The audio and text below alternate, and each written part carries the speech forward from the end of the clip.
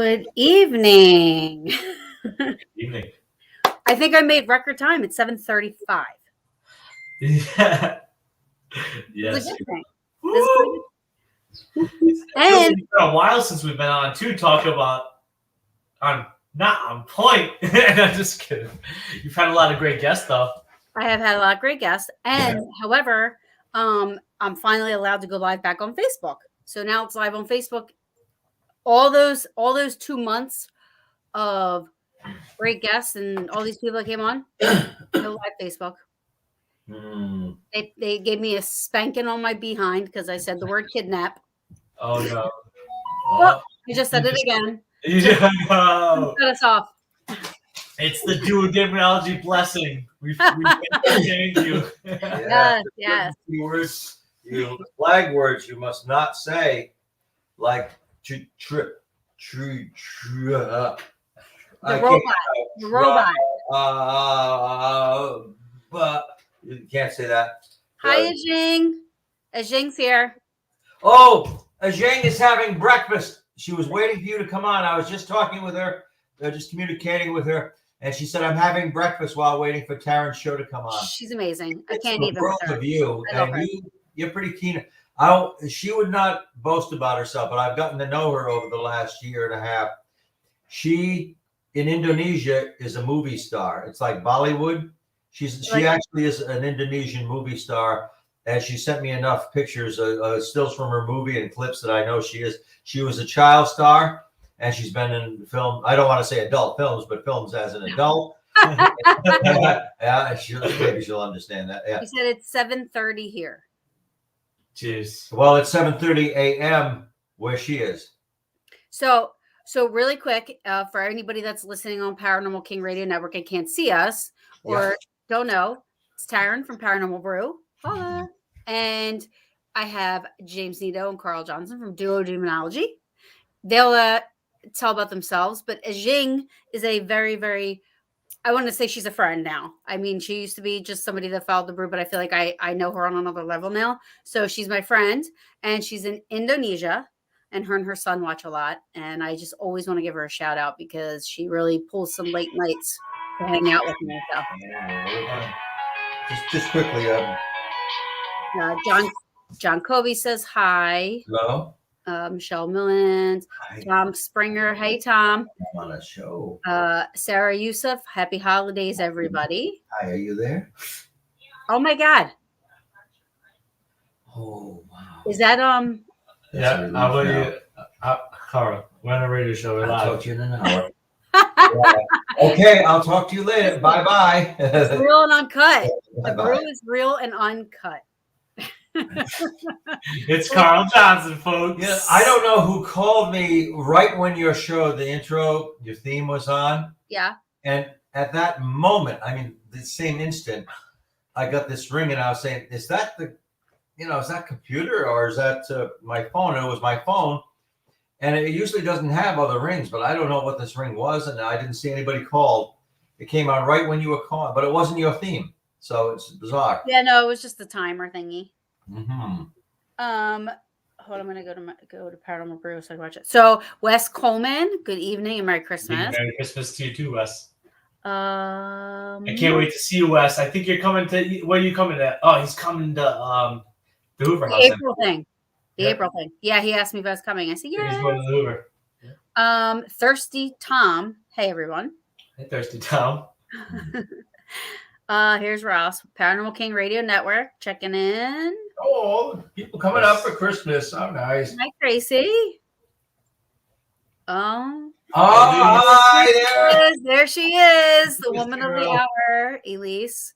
There's And a beautiful Greg. Hi, Greg. I haven't seen you in a while. Well, I haven't been on Facebook in a while. So Wow. anyway, now that we got that all out of the, I will definitely keep an eye over here and Bob Bernal here. Oh, okay. That's Thirsty Tom. Thirsty And Tom. That's a nice name, Bob. always uncut. You can't go back now. All right. So really quick, for anybody that's joining us that has never watched you guys on my show before, because I think you guys have been on 4 or 5 times now, maybe more, probably more than that. Probably about 7, 8. Yeah, probably. Yeah. Getting close to our 10-year.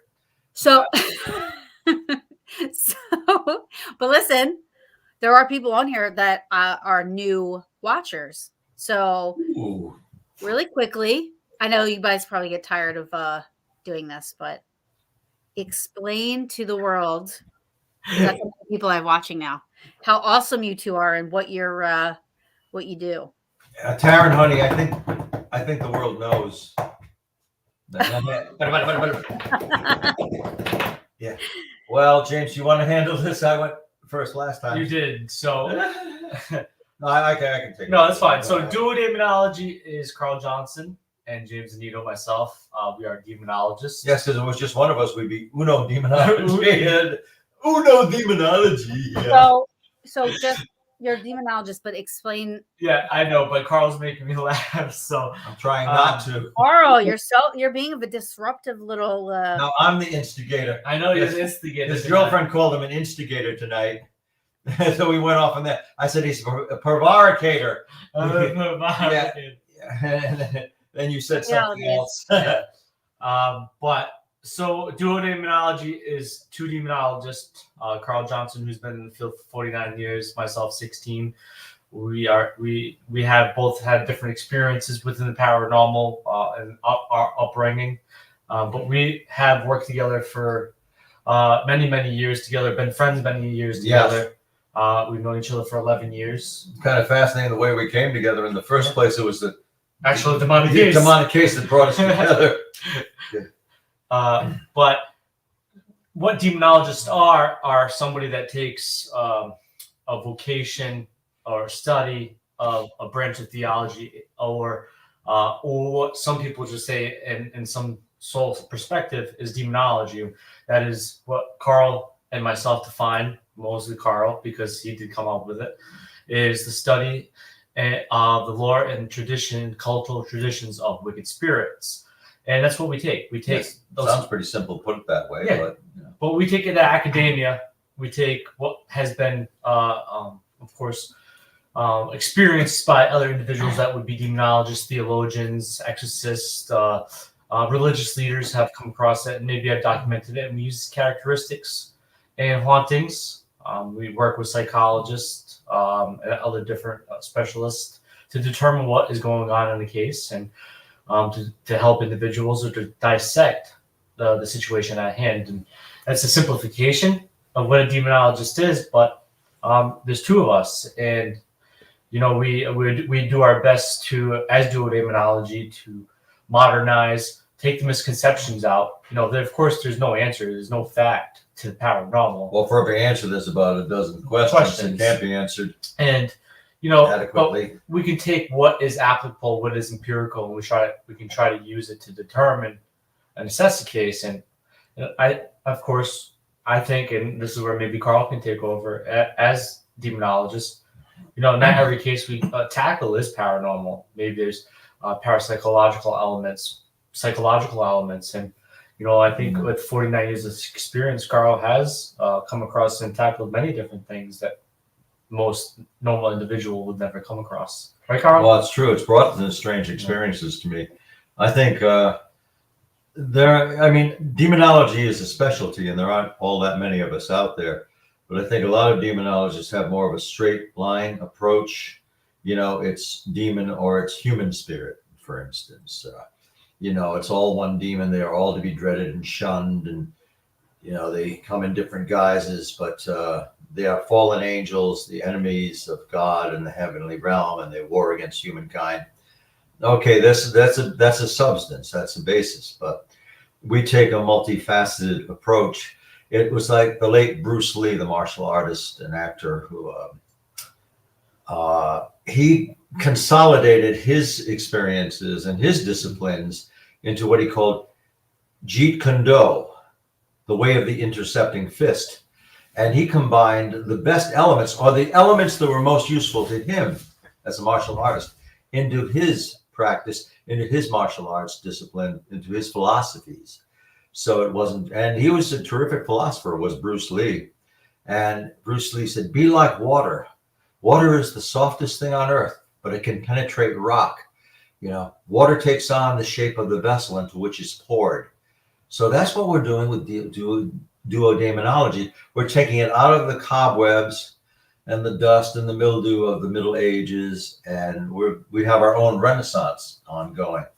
You know, modern demonology actually had its inceptions in the 16th century, and I'd say a pivotal time was around 1598 when this was really congealing and became what we now call modern demonology. They didn't have the same psychological understanding, but I mean, psychology is still an uncertain science, you know, the science of the mind and of the personality, the human psyche. So we're trying to put this all together, drag it out of the Middle Ages and bring it into the 21st century, and, you know, show it as a viable discipline, something that is useful to us, because standard psychology, as wonderful as it is sometimes, it cannot answer all the questions, just like faith and religion cannot answer all the questions. Truth. So we just shed different lights, and we admit where our understanding is limited, very limited. It has to be. But let's look at things as they are. Let's shine a bright light on what these things are, or what they think they could be, because people come to us with problems. They're, you know, I'm being oppressed by a demon. Well, they're self-diagnosing when they say that, but something's going on.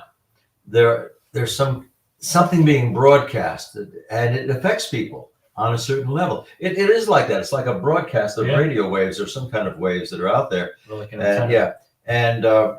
I like using that analogy. yeah, and we're looking into that. What's at the basis of it? And we don't proclaim, you know, this person is, you know, demon infested, we need to perform an exorcism. We always look for origins. How did it start? What got this person to that point? In every demonic case we have examined, there has always been some kind of repressed conflict or a trauma that occurred at some time in the person's life, and everything stemmed from that. It became convoluted. It's very simple to think in black and white terms that, okay, it's a demon, my life will be normal if you get rid of the demon. But if somebody is infested by what they call a demonic presence, it can't be that simple. It took them a while to get to that point. Something happened in their past. So you see, that's basically the approach we're taking, and it has to be multifaceted. We have to incorporate the best elements, to us, the most useful elements of psychotherapy, psychiatry, you know, and the paranormal. I don't like using the word supernatural. I even resist using paranormal. I'd rather say parapsychology, because that deals more with the science of the mind, ESP, life after death. I want to have a parapsychologist on here, but they're so afraid of, or not afraid, but they just don't want to associate with the paranormal. They're resistant, yeah, because it is becoming more of that tradition. We've got to keep in mind that 40-something years ago, when I started into this field, people weren't saying paranormal; they were saying parapsychology, because that was big, promoted by Hans Holzer and colleagues. Now credited at schools too, beside Edinburgh. And with the television shows, now it's all paranormal. Paranormal is very much an umbrella term. It means something that's out of the. I mean, I like it in your title, Paranormal Brew. It draws people, but it's not normal. It's the opposite. It's something. It's defining something that's just apart from what's normally understood and accepted by standard academia. But parapsychology is an avenue of research, and it is becoming more and more legitimized, despite the television shows. The television shows do wonders for getting people interested, but it distorts definitions too. Yeah, and it makes it look gimmicky. And so I'm going to combine my question with Colette's question, because I'm going to say, I'll go for it. You guys being in this field, or in this part of the study of what's out there, you know, the paranormal study of demonology and this history stuff. Is there that many demonic cases that exist? We like this question. Yes. So first, I'll answer Colette's question and a simple answer. I've never performed an exorcism, nor have I ever been in a sanctioned solemn rite of exorcism by the Roman Catholic Church. I have aided Roman Catholic members, and I have worked with other priests of other denominations of the Catholic Church, and of course other religious backgrounds. I have performed deliverances myself.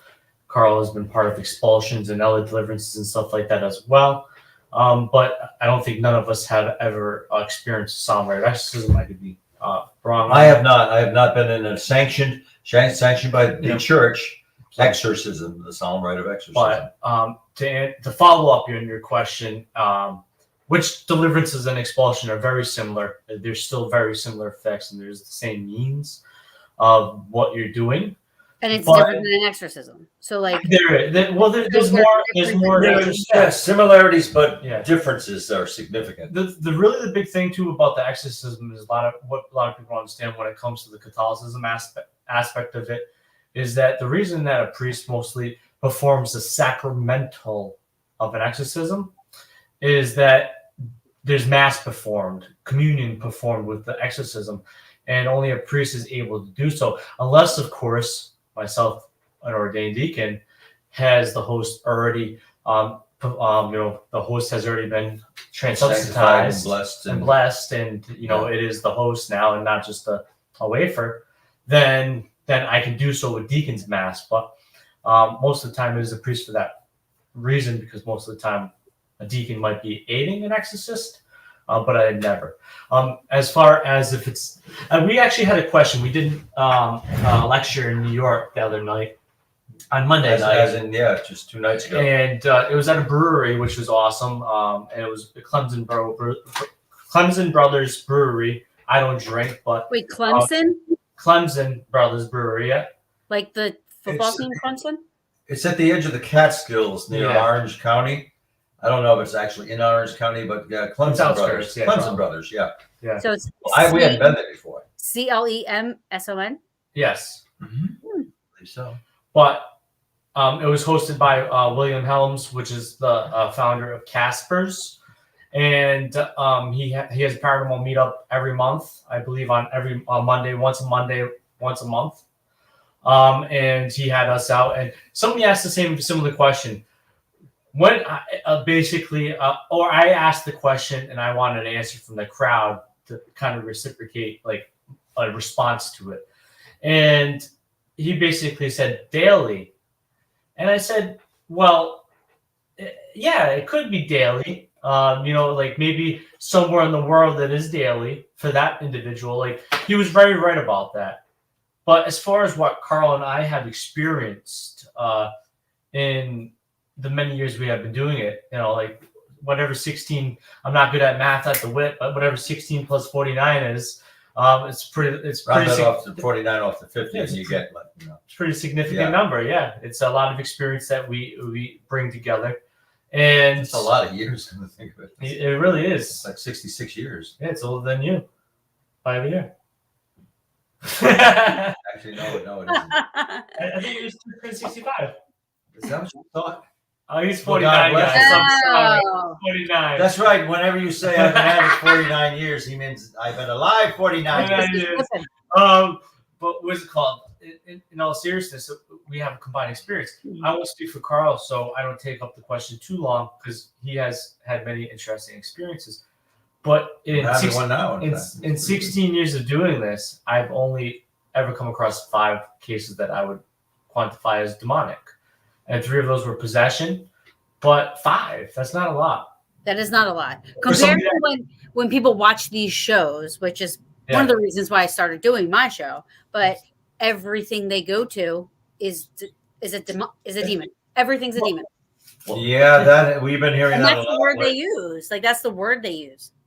And to be honest, for somebody that calls them that and is attracted to these cases, it is a low number, and I didn't want to slap anybody that's ever come across me and I've dealt with.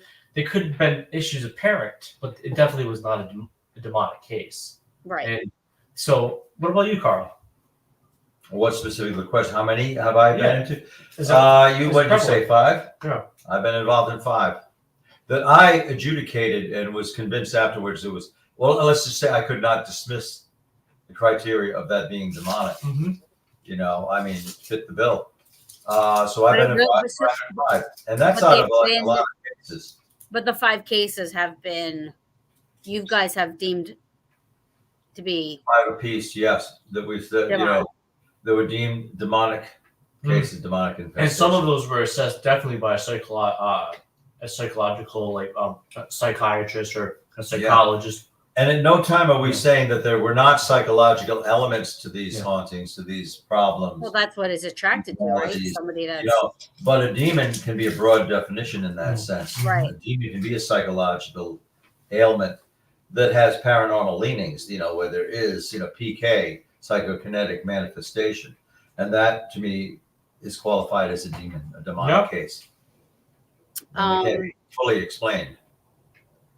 No, but that makes sense. I mean, it feeds on that type of negativity and sadness and despair, or even extremist, And it creates a psychic tantrum. Yeah. Right. Yeah, I love that, psychic tantrum. Because when I say they can't fully be explained, and those are the ones we adjudicate as demonic, things happen that shouldn't be able to happen. And yet they do. Magic happens. The occult stuff happens. Ross wants to know, where did Carl get his beautiful crucifix? I know. I was waiting. That's why when I saw that question, I held it up. This was gifted to me by a theologian, an accredited theologian. That's her degree. And she's my co-author, Lana Jan Brock. And see, this is it. It has a... yeah, there you go. There's not Jesus on it, though. It's not cool. And it looks silver. That's not Jesus. No Jesus. No, because then it would be a crucifix. No Jesus. A crucifix. No. And it has 2 onyx stones, genuine onyx. And it's actually not even sterling silver. It's what I prefer. It's sterling stainless steel. Oh, I like stainless steel. Silver, it's not as durable, it scratches easily, and you have, it gets tarnished. So this is very durable. And and it has onyx, black onyx on both sides. And has some weight to it. People are surprised how heavy it is. And stainless steel is heavy. So this has been consecrated, and it has not been blessed by a priest. But But I set this out in my sacred meditation place in the town where I was raised, and I set this out under a full moon, the eclipse of a full moon, as a matter of fact. So to me, that was its consecration, and I've meditated upon it. So I bring this with me, and to me, it's association. It doesn't have magic powers, but the association is magical to me. It's precious to me. Well, that's good. So if it gets lost, I will be bummed. That's like my dad's. I have my dad's bullet and handcuff key. Oh wow! From 1984, when he was a police officer, Yeah. They found it. Wow. When they I love it. Look at it, and you got it on right now. You always have it. Oh, that's nice. Oh, I don't take this off. This is my crystal, if you will. Like, people wear crystals that they feel like it's protecting them. This is what protects me. So, yep, I never take it off. Sarah Yusuf, does the presence of the demonic indicate that there is a right way and a wrong way to live one's life? It seems that a human directional purpose is implied with possible course corrections. Corrections, yeah. Well, that's an excellent question. Actually, that's almost like an observation on her part. Yeah, I think it does. I think it does indicate that there are ways to live your life, but what one person's right way is not everybody's correct way. It is an imperative for a person to live their life in accordance with their own beliefs and live up to their own values and standards, yes, and pursue what makes them happy rationally.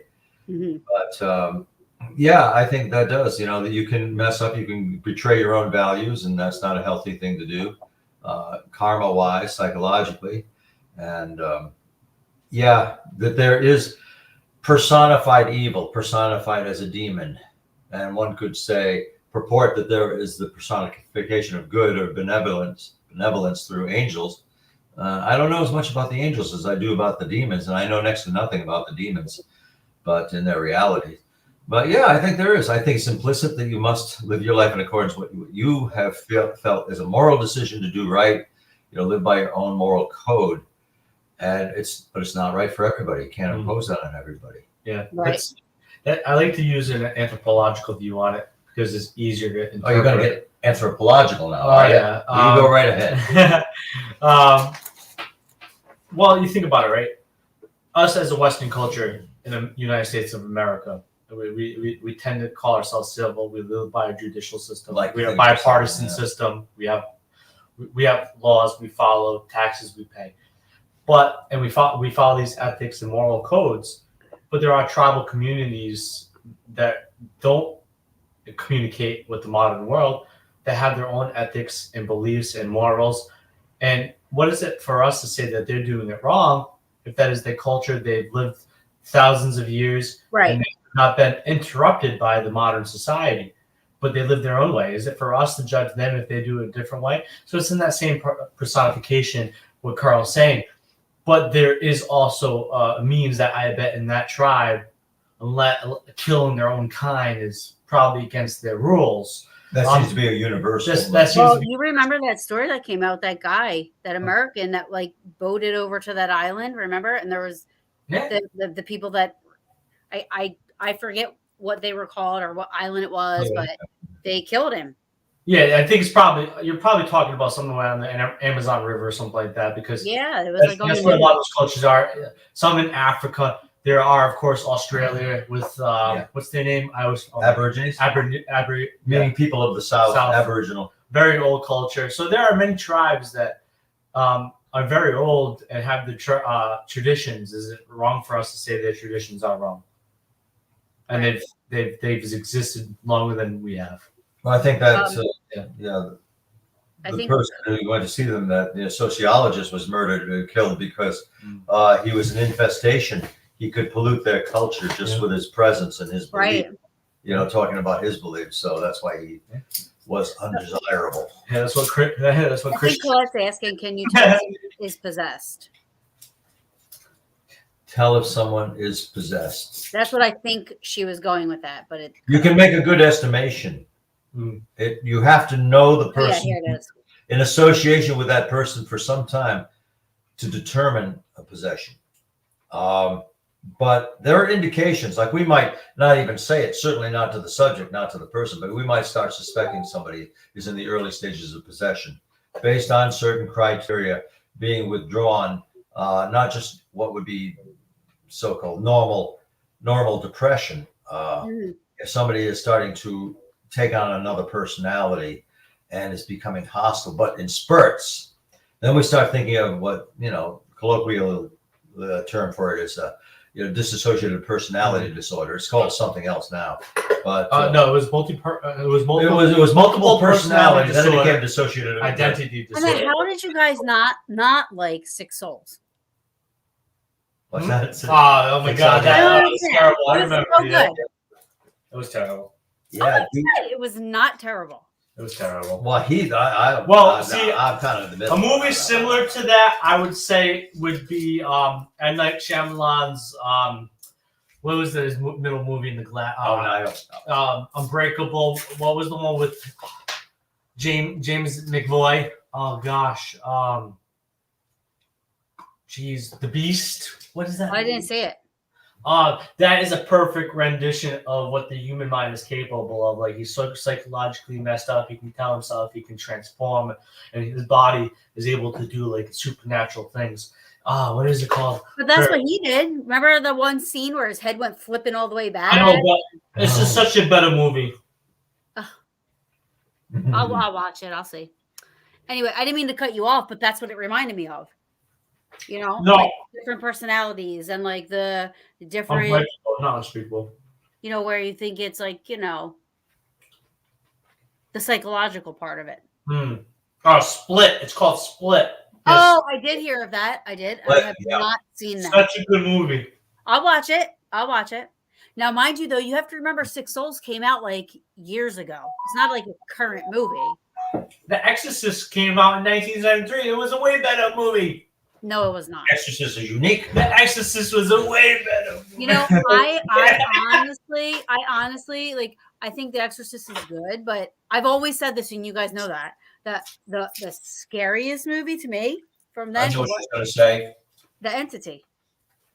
The Entity is a good movie. That to me is my favorite, scariest, because I watch it today and it scares the shit out of me. I'd say, see, if I had to think of a movie that scared me up most, I'm not gonna lie. I'd say it was the first Insidious movie. I feel like First one? yeah, the first Insidious movie when that Yeah, I like guess that was kind of scary because like the ending was so unnerving and left oh me my with god, anxiety, and I'm like, I don't know what's happening here. like I want not to get TMI over here for people that don't know what that is. That's too much information. But Don't give it away. I was quenching. Yeah, that's how I was with it. That's how I am with Entity. To this day, I will watch that. I can't watch it alone. I have to have lights on. And legit scares me. No other movies. Just delayed reaction. Like, I don't like gory movies. I won't watch them because I think they're gross. And I don't like movies like Wrong Turn. No way. Get me out of there because people like that really exist somewhere, I think. Yeah, Exorcism of Emily Rose is a really good rendition movie too. Love that movie. I love that movie. It's one of my scariest ones. Yeah. Well, That's and the power that of one is in my top. That's in my top 5. And but I remember we've talked about that, and you guys said it wasn't what the movie made it seem like. You guys. Well, it wasn't the true case of Annalise McCall. Is that the one you're talking about? The Exorcism of Emily Rose. The Exorcism, the Possession of Emily. Exorcism of Emily Rose. The Exorcism of Emily Rose. Well, they had some key elements that were similar, prevalent in that case. Yeah, there was similar. It got the message across. Yeah, it did. Yeah, it's just like that's in my top 5 for sure. It's just like The Exorcist compared to the novel and the true story. It's it wasn't born.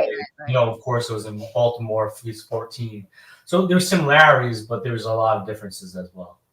All right, what about The Right with Anthony Hopkins? Oh my God, that is he never seen that movie. I showed it to him. Yeah, I saw it the first time. Oh my God! Was it amazing? I was the right virgin until I saw that. Oh, I loved it. I did like it. Oh, it's amazing. Another movie that's predicated upon a true story. Yeah, it's a great movie. Anthony Hopkins, you can't beat. I'm sorry, he's not had many bad roles in his acting career. True for him. Yeah, one bad role of Anthony Hopkins was Van Helsing in Bram Stoker's Dracula. Okay. But I still liked it. I guess that's the purpose of a movie, to enjoy it. And I enjoyed his role. But you can only go with the script. My name is Shannon. Why do I see demonic stuff, Carl? Why do I see demonic stuff? Well, don't know enough yet, so it's insufficient data. But some people would say that Shannon has a gift. She probably doesn't think that, right? No, because it's like, people say, I'd love to have a haunted house. I'd love to see something move across my room. Well, that's until you have to go to bed with, in that house. Yeah. But we can't know yet, but I don't by any means think that Shannon is delusional. I think she's onto something, not on something, but onto something. She's seeing a curtain parted, like a little glimpse into another realm, another reality that possibly is around us all the time, and most people aren't aware of it. Some people will see like a shadow person. Yeah, you'll see it after a while. Just keep sipping, and those curtains will part for you, Taryn. But James, no. Are you wishing that? Are you wishing that? Yeah. Yeah. So I'm thinking that Shannon is. She has what like some people. If she was in a different culture, she would be a seer. She would be a shaman. You should be a shaman of yourself. But I think she's catching glimpses of what are seeing more glimpses of what other people have even a briefer glimpse of. Some people see something out of the corner of their eye, like, oh, what was that? Do I have spots in my eye? Do I have a stigma? Or what? What do I see? Blackness. And some people recognize them as shadow persons when you keep seeing them enough and they take on form. But she's just is more sensitive to it. For some reason, she sees them more. And I think these things are around all the time. And then usually people walk through them like cobwebs you don't feel. And they still are insubstantial. They're just disturbing if you're seeing them. I think what Shannon needs to do is, if she has intervals, which I assume she does, where she's not so much seeing these things or experiencing them, try to open that curtain more. Try to part it. Try to prolong those times when she's not experiencing them, and it will weaken their power to come through. I don't think they're so much after her I think she just has that ability to see them. Well, and that's the thing. Like, isn't that like anybody that wants? If anybody's like, "Hi, I want to chase Satan," Yeah. that's like nobody who wants to do that. Like, Yeah. Well, that's because most people have a choice in it. Apparently, Shannon does not. Yeah. right. Well, that's what I'm saying. Like for her, I would think that she would be more legit because she doesn't want that, as opposed to somebody saying, "I want to be a part of that," because nobody in their right mind would want to be a part of something like that. Right. And I think some of these entities are aware that she can see them, and they're the ones go, "Oh, look, she's looking at us. Yeah. Oh, we can't resist that." Yeah, they play fun. Because those living humans ignore us most of the time. Hey, I'm Try here. to. Yeah, it's intrigue. It's Yeah. To roll off that, Carlos, I think a lot of the cases that we experience are that they have a keen sense of ability, regardless of what you want, intuition, clairvoyant, clairsentient.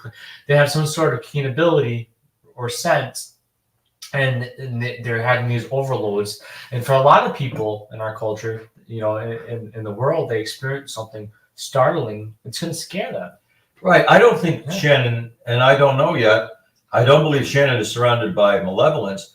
I think she is encompassed by annoyance. Yeah. Because she can't turn that filter. There's no real filtration there. She can't turn it down. So that's got to be annoying. But when you play, also like Carl said, you play into it, like not intentionally sometimes, but in just the sense of reaction that can feed it. It's like you're a battery to a toy, to a remote control, to a device. You react to it, it's going to cause a reaction. It's going to cause an action. It's going to cause that haunting to expedite or increase. And this is what occurs. You pay less mind to it. You start detracting your mind from it, paying your attention to something else, which is hard for some people. I understand. So this, it takes time. This is why sometimes hauntings last, especially like Carl and I or other individuals are dealing with people. But you pay less mind to it. It eventually get better because you're able to focus on yourself. You're focused on sleep. Focus on all the necessities and things that you need to focus on in life instead of what you're being haunted by.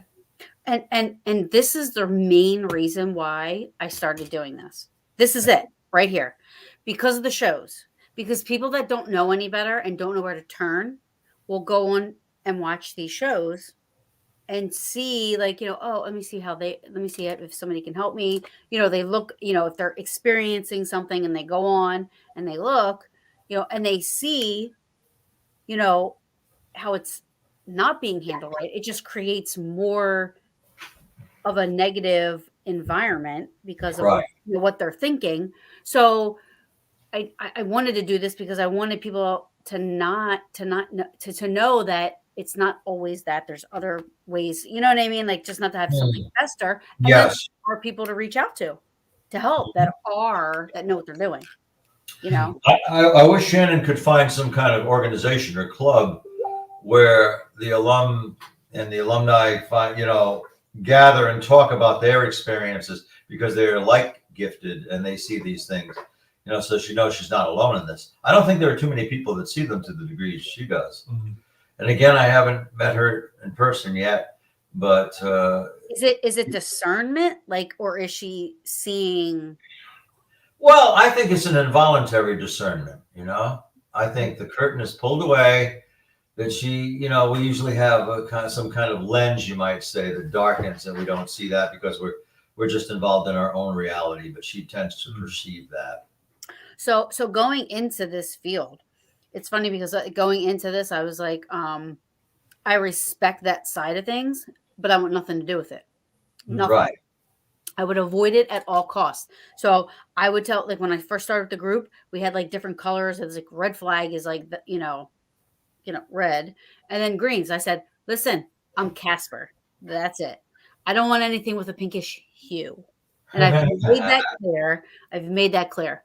But at the time, I started dating somebody after I was already into it who never did anything, didn't watch shows, knew nothing about paranormal. Nothing. To compare it, it would probably like going from kindergarten to your third year in college. And we were told that I was the conduit for that to happen. I mean, he went from seeing nothing and not knowing anything to discernment. He could actually like explain. I've never seen anything like it since, and I've only experienced it once. And the things I experienced with him being a part of that was like insane. I can't explain it. I don't know what it was, but I absolutely cannot explain. But he opened up kind of a door for you, a door you wanted to close afterwards, but it wasn't until you were around him that you experienced things in that way, to that degree. Well, I did have, I remember I told you guys about that dream I had. Yeah. I had that when I was dating him, but that was the only dream I ever had. That was the only dream I ever had.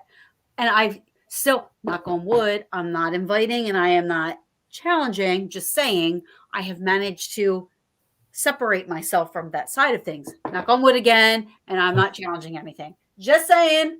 I always make sure I put it out there that I am just saying. You have made a statement to the ether. You have cast that out there, pronounced that you are not seeking, you know, you are not welcome. You are not inviting by any means, any way, shape, or form.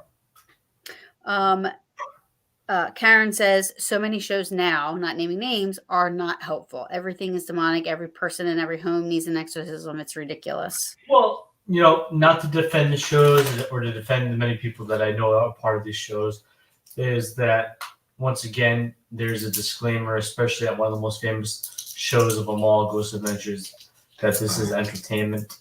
Well, you do find that but they flash it on very quickly in this closing credits. Yeah. The show is presented as an entertainment, so they can't be called out on it. But in the same sense, could you imagine being paranormal investigators ourselves, the three of us, and many people watching, if a boring investigation is like, let's say they did a show, they did 3 nights, and it was extremely quiet. They didn't have the right personalities there for a communication or whatever occurred. Who would want to watch that? They would can it after 3 But there's so many people that recognize what those shows not being right that I can't so I'm going to use an example. So Ghost Hunters back in the day, they went live from the Stanley Hotel for something, and they were live for like 10 hours. No. Oh yes. I sat up and watched that mother shit. Like I was up. So nothing happened for a long time. I started to fall asleep, but then all of a sudden you're hearing this disembodied voice. And I sat right up. And for me, being who I am and my passion for the paranormal research and this and that, that was worth these 6 hours of waiting, but I do it. But they don't always do that though. You watch 3 hours of this story, this demon, or of course it might be something malevolent, but they coined it to be demon, because how are they going to explain to the average viewer, it was this malevolent fuss named Gregory, he had this background, it's a demon, it preyed on the weak, it was there to take Was over. that their Halloween episode? One of the Halloween episodes, perhaps, because they would go live on Halloween. Yes. Yeah. It was. And it was, to me, was a great episode, even though watching live only maybe, and to me that was amazing, but maybe 3 or 4 things happened, you know what I mean, while they were, but to me, that's what we do. So I'm used to that, right? But those shows, yes, they're great entryways. It was my entryway too. I don't discredit them. They were my entryway too, because that's how I knew of Carl, how I knew of his brother, and that's how it really all transgressed, because I knew of him. I knew what he was of. I respected that. So those shows are an entryway, but with any kind of knowledge, there are so many different pathways and so many things you can learn. Life is pretty unpredictable because we don't know everything about it. Yeah. Well, how about I just want to put that out there because I tagged you in it. I was binging. I was starting from the beginning. Ghost Hunters. Oh, Ghost Hunters, huh? Yeah, and You I started from the first episode, see a familiar face. You saw a couple of years of me in there. I was like, I remember watching this, but never, even having you on the show, I never put 2 and 2 together for some reason. I didn't know that you were on Ghost Hunters. I thought we talked about it before, but hey. No, we didn't. Or else I literally took a picture. I was like, what the heck? He's an OG Ghost member, a Ghost Hunters member. So there you go. Well, To quote James Earl Jones in the movie Conan the Barbarian, it must have been when I was younger. Yeah. Oh yeah, those were fun days. Those first 2 years of Ghost Hunters. I was actually one of the people who was conceptualized that show. I didn't invent it, but I helped define it. And that first episode, it takes place in the Mishler Theater in Altoona, Pennsylvania, I believe it was. And it's not like it didn't have its comic episodes, even though it's a haunted story. Because one of my colleagues of the day used to run off at the mouth and say, ridiculous things, I thought sometimes, but he was kind of the clown prince of the paranormal back then. And not mentioning names, of course. And it shows my brother and I entering the theater. Yeah, entering the big, theater room. And I come out onto a balcony and I say, Keith, I'd like to talk to my twin brother. I say, Keith, I'd like to do some EVP work out here. And I'm giving him some kind of basic instruction. And suddenly now, of course, I don't see this until it's broadcast, right? And when it came on, it said, it shows our picture, Keith and Carl, the demonologists.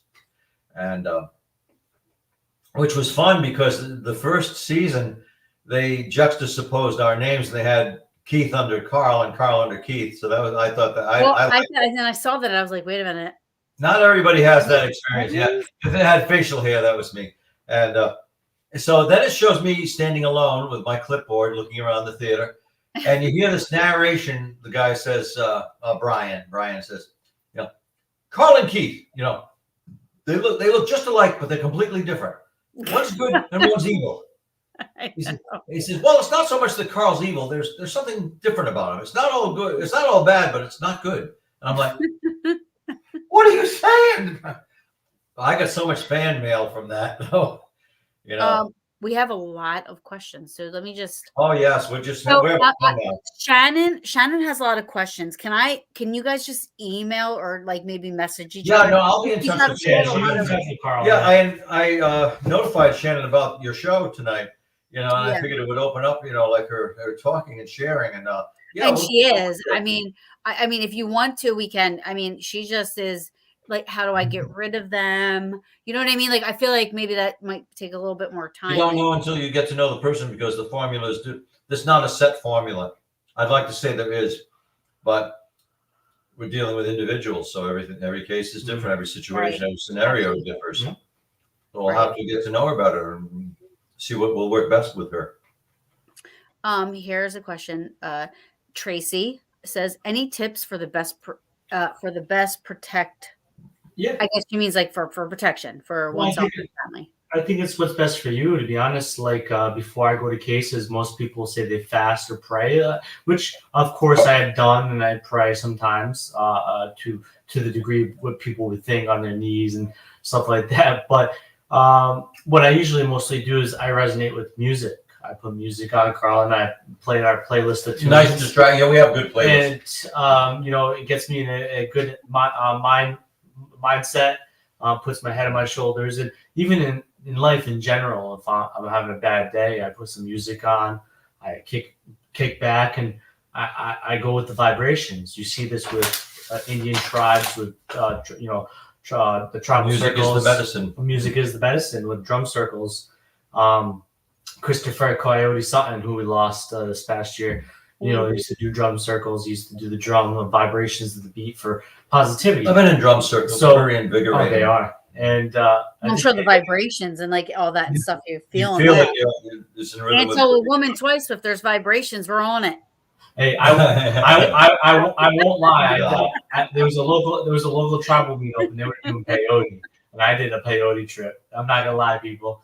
That was interesting. Hey, I mean, I would have did it. When else would you have an opportunity? You know what I mean? Yeah, right. But especially at a powwow, that's the greatest thing about it.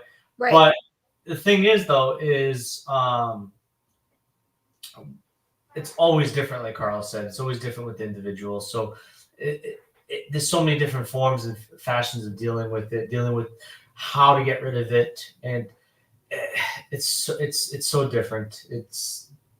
it's one of the hardest things. You know, you have every little Well, piece. it is. It's each Has case that. is different. It's the same in the medical field, you know, Yeah.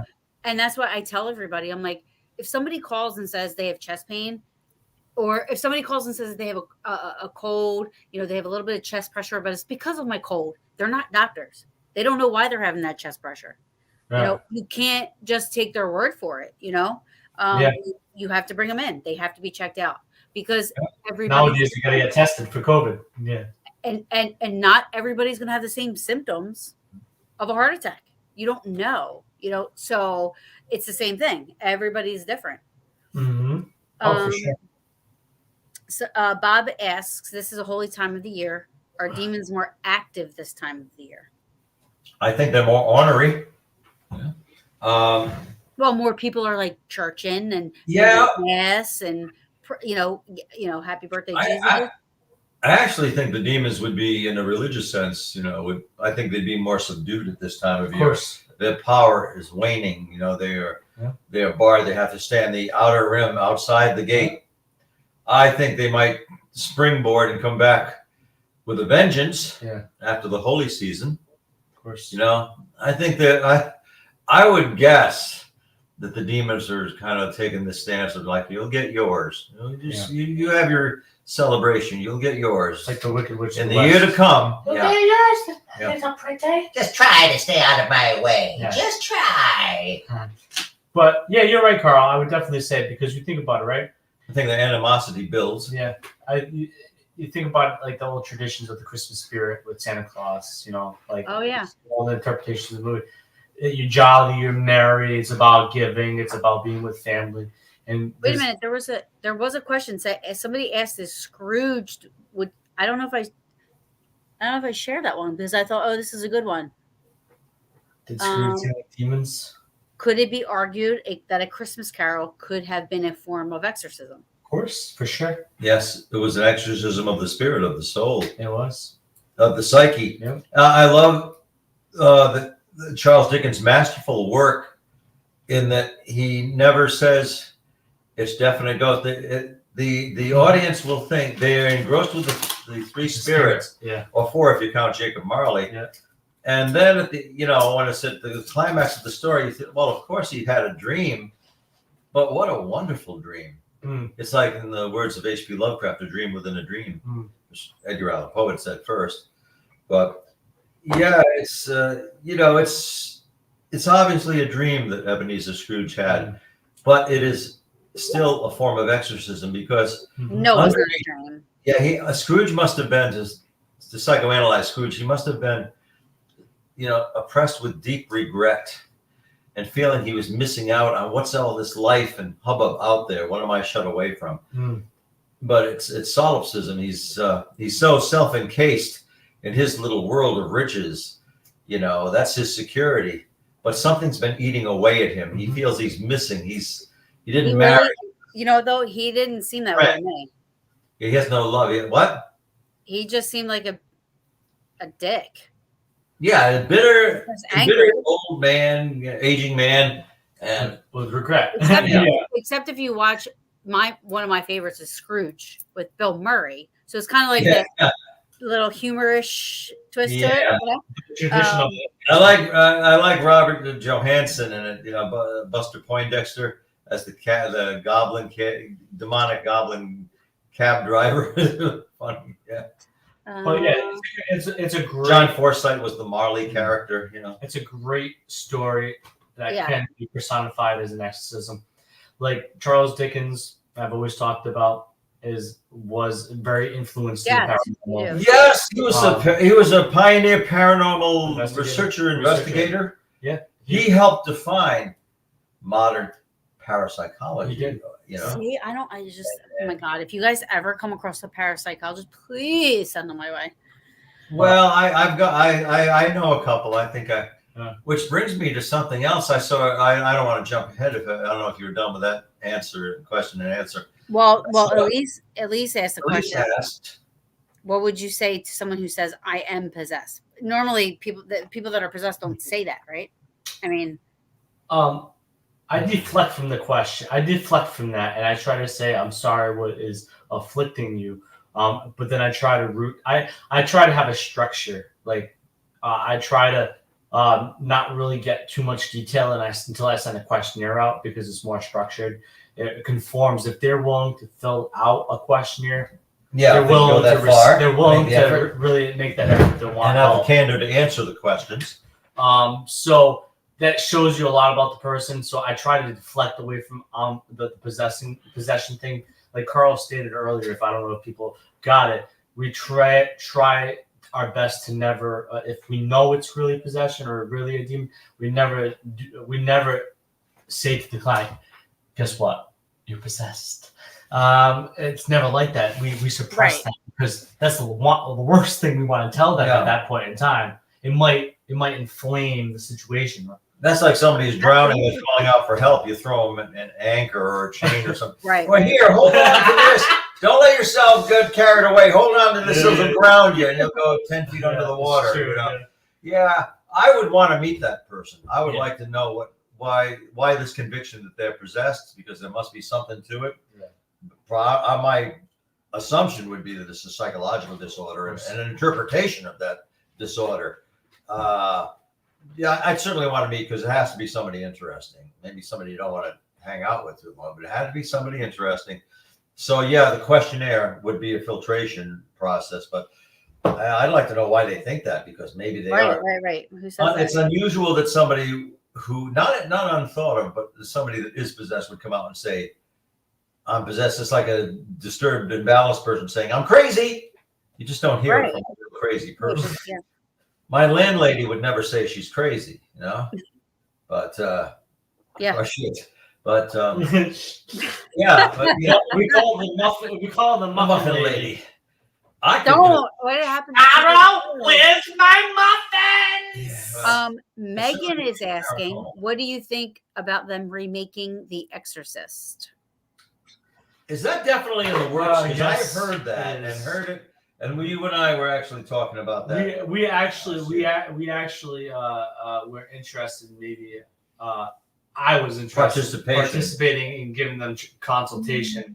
Yeah, being technical advisors on some level. But what is it called? Yeah, that's true. James Wan, yeah. But the thing is, though, is what with cinema, and it is there's no more original intellectual properties anymore. Why rehash the same old thing? I know it's been done over and over again since plays written by William Shakespeare, but let's get into some new shit. Let's get some new ideas. Come on. Yeah, I don't imagine that. I don't like the idea of them redoing The Exorcist. I might go to see it, but if it's too much of a departure, then I don't think that we're going to find it entrancing or scary. We're not going to love it. If it's too similar, the differences are going to be jarring. I just can't picture it being as good. I would love to be surprised and say, this in its own right, in its own form, is pretty good. But I can't build up any anticipation about it. And you know what's sad? It was so terrible. People forgot that the sequel to that movie series was a television series, and it was god awful. And that's why it was only on for a season. Staying power. It was on only for a season. It was awful. It was terrible. It had the original actors too. Reagan. Yeah. Blair. She was in it. Wow. Yeah, she was the mother, and then her daughter was being affected. Mm-hmm. Yeah. There were some passable, pretty decent sequels to The Exorcist, but the first sequel, Exorcist II: The Heretic, was abysmal. It was just nothing good about it, except that it was kind of laughable. That was another example, like with Sir Anthony Hopkins. Cast Richard Burton in a movie. It has to work. Cast James Earl Jones in that movie. It has to. The original Father Merrin, cast him in that. Max von Sydow reprising his role as the younger Father Lancaster Merrin. You got all this formula. It should work. Yeah, Richard Burton, James Earl Jones. It has to work. No, it didn't. Okay, and Linda Blair. Yeah, it's just the script. You can't save the script. So they did to compensate. They overacted. It's not that. Yeah. It also gave a bad name to the Ouija board too. Everybody thinks the Ouija board is such a bad thing because of that movie. I don't think it's bad. No, I Yeah. know that. I don't either anymore.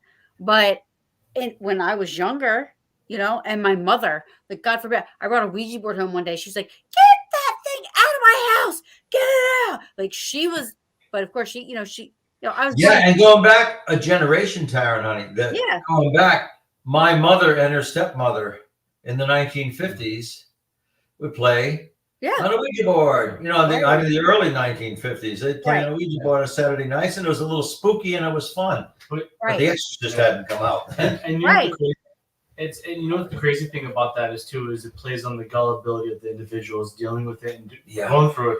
Because guess what? We have a modern interpretation of what the Exorcist did to the Ouija board, and that was a movie called The Gallows, which created the two pencils with the square box with the yes and the crosses, and that was to contact Charlie, the demon, who's supposedly of Mexican descent or something like that. But people were believing in it. It was a cultural phenomenon. Like people were having these experiences because they were so gullible, or they were faking it, and they were making. Do you think that when that's such a large amount of, I believe in this, do you think it creates? Right, the Philip experiment was very similar to that, right, Carl? Yeah, you can create a reality. You can impose a reality on the universal reality. Yeah. Do you remember when Yale University? This was probably, I don't know, what, 5, 6, maybe even longer, 8, 9 years ago. One of the study groups or whatever extracurricular groups, I don't know what they were, but they invited in. I don't know the exact terminology for this, so I'm just going to say it the way that an ignorant person would say it that doesn't know better. So they invited in a Satan worshiping group to perform what would be their, I guess, a mass. Their black mass. A black mass, right? And they said that it was for learning purposes. It was for, I don't know what type of a study group they were. I don't know what type of group they were, but they were looking at it more as an educational thing. And whatever the group they were going to bring in was also very involved in the media, or was taught the head person. I forget what they call him, but he was the one talking. And he was like, we're not going to be doing anything that people think. We're not sacrificing animals. We're doing one of our masses, if you would, whatever. Then the Pope comes out on TV and says, while that's going on, I want a worldwide mass or a prayer to happen. He's like, because I guess the deacon or whoever runs Yale was like, I can't stop them from doing it. It's their freedom of whatever, they're part of it. And people were like outraged that they were going to do this. The Pope comes on TV and says, do you guys remember this? It was a huge thing. No. Oh my God. I don't watch the news, to be honest with you. So the Pope comes on TV and he's like, while this is happening at Yale, since they refuse to listen to the Catholic Church and to the Pope, because the Yale guy was like, sorry, dude. I mean, like, this is what they want to do. I can't stop them. He's like, for that entire time, I want the world to come together and we're going to, pray and prayer and blah, blah. And I'm thinking, wow, this is like deep. 5 minutes before this was supposed to happen, the group cut it, like, stop. Like, they said, we're not going to do it. Well, and let people down, but to their credit. They were going to do it. And it didn't happen. But it was so crazy to me. This big thing that occurred. You have to look it up. It's true. It happened. It sounds like something would happen. Like, as Carla knows, like the really standard definition of what Satanism is really rebellious nature, believing in something different than what's acceptable.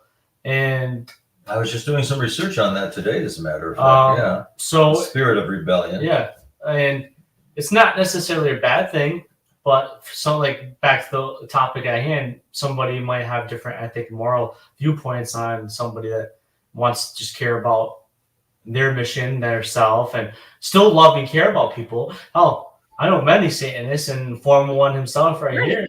Yeah, Real absolutely. great people. They're very good people. Now, some could be pieces of shit, just like other people.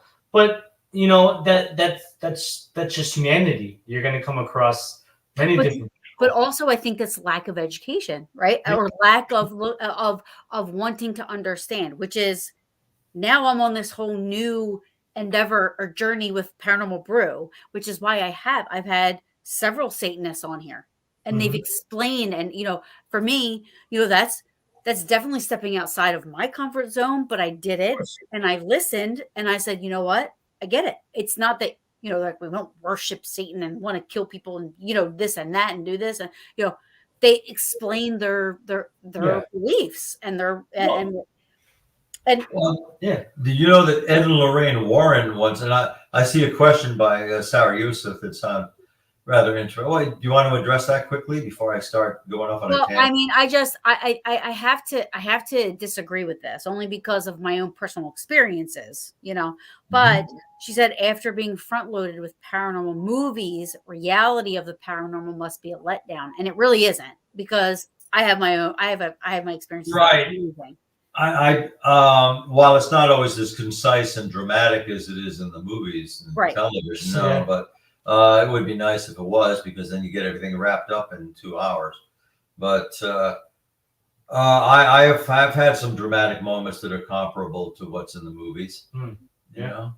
Yeah, I mean, even if I haven't, I mean, I've had so many experiences personally. Well, I haven't had a demonic nun appear, no, but I haven't had anything on that side about it, except for my dream. I think that was probably legit somewhere. To think about it, when I was blessing Annabelle that one time at the museum, it would have really been cool if she just jumped out of the case and just started like, oh, that'd be so nice. Like trying to maul my face like from the guy things from Alien. The face leech. Yeah, the face huggers, they call them. Face huggers, an alien. Oh god, that would have been crazy. I've already answered Elise on this because I will do it. Taryn, would you like to do it or go live on their next investigation? I'll hold the camera. Would you watch for 6 hours? Absolutely. Also, I will air it live on my YouTube channel, on my what a splendid idea. And then I'll even ask Ross if he will put it onto Paranormal King Radio Network so that people can listen, even if they're not watching, because really you don't need a lot of. If people can watch Ghost Hunters live, they can watch us live. And you know what? I will make sure I make the investment if something you would be like.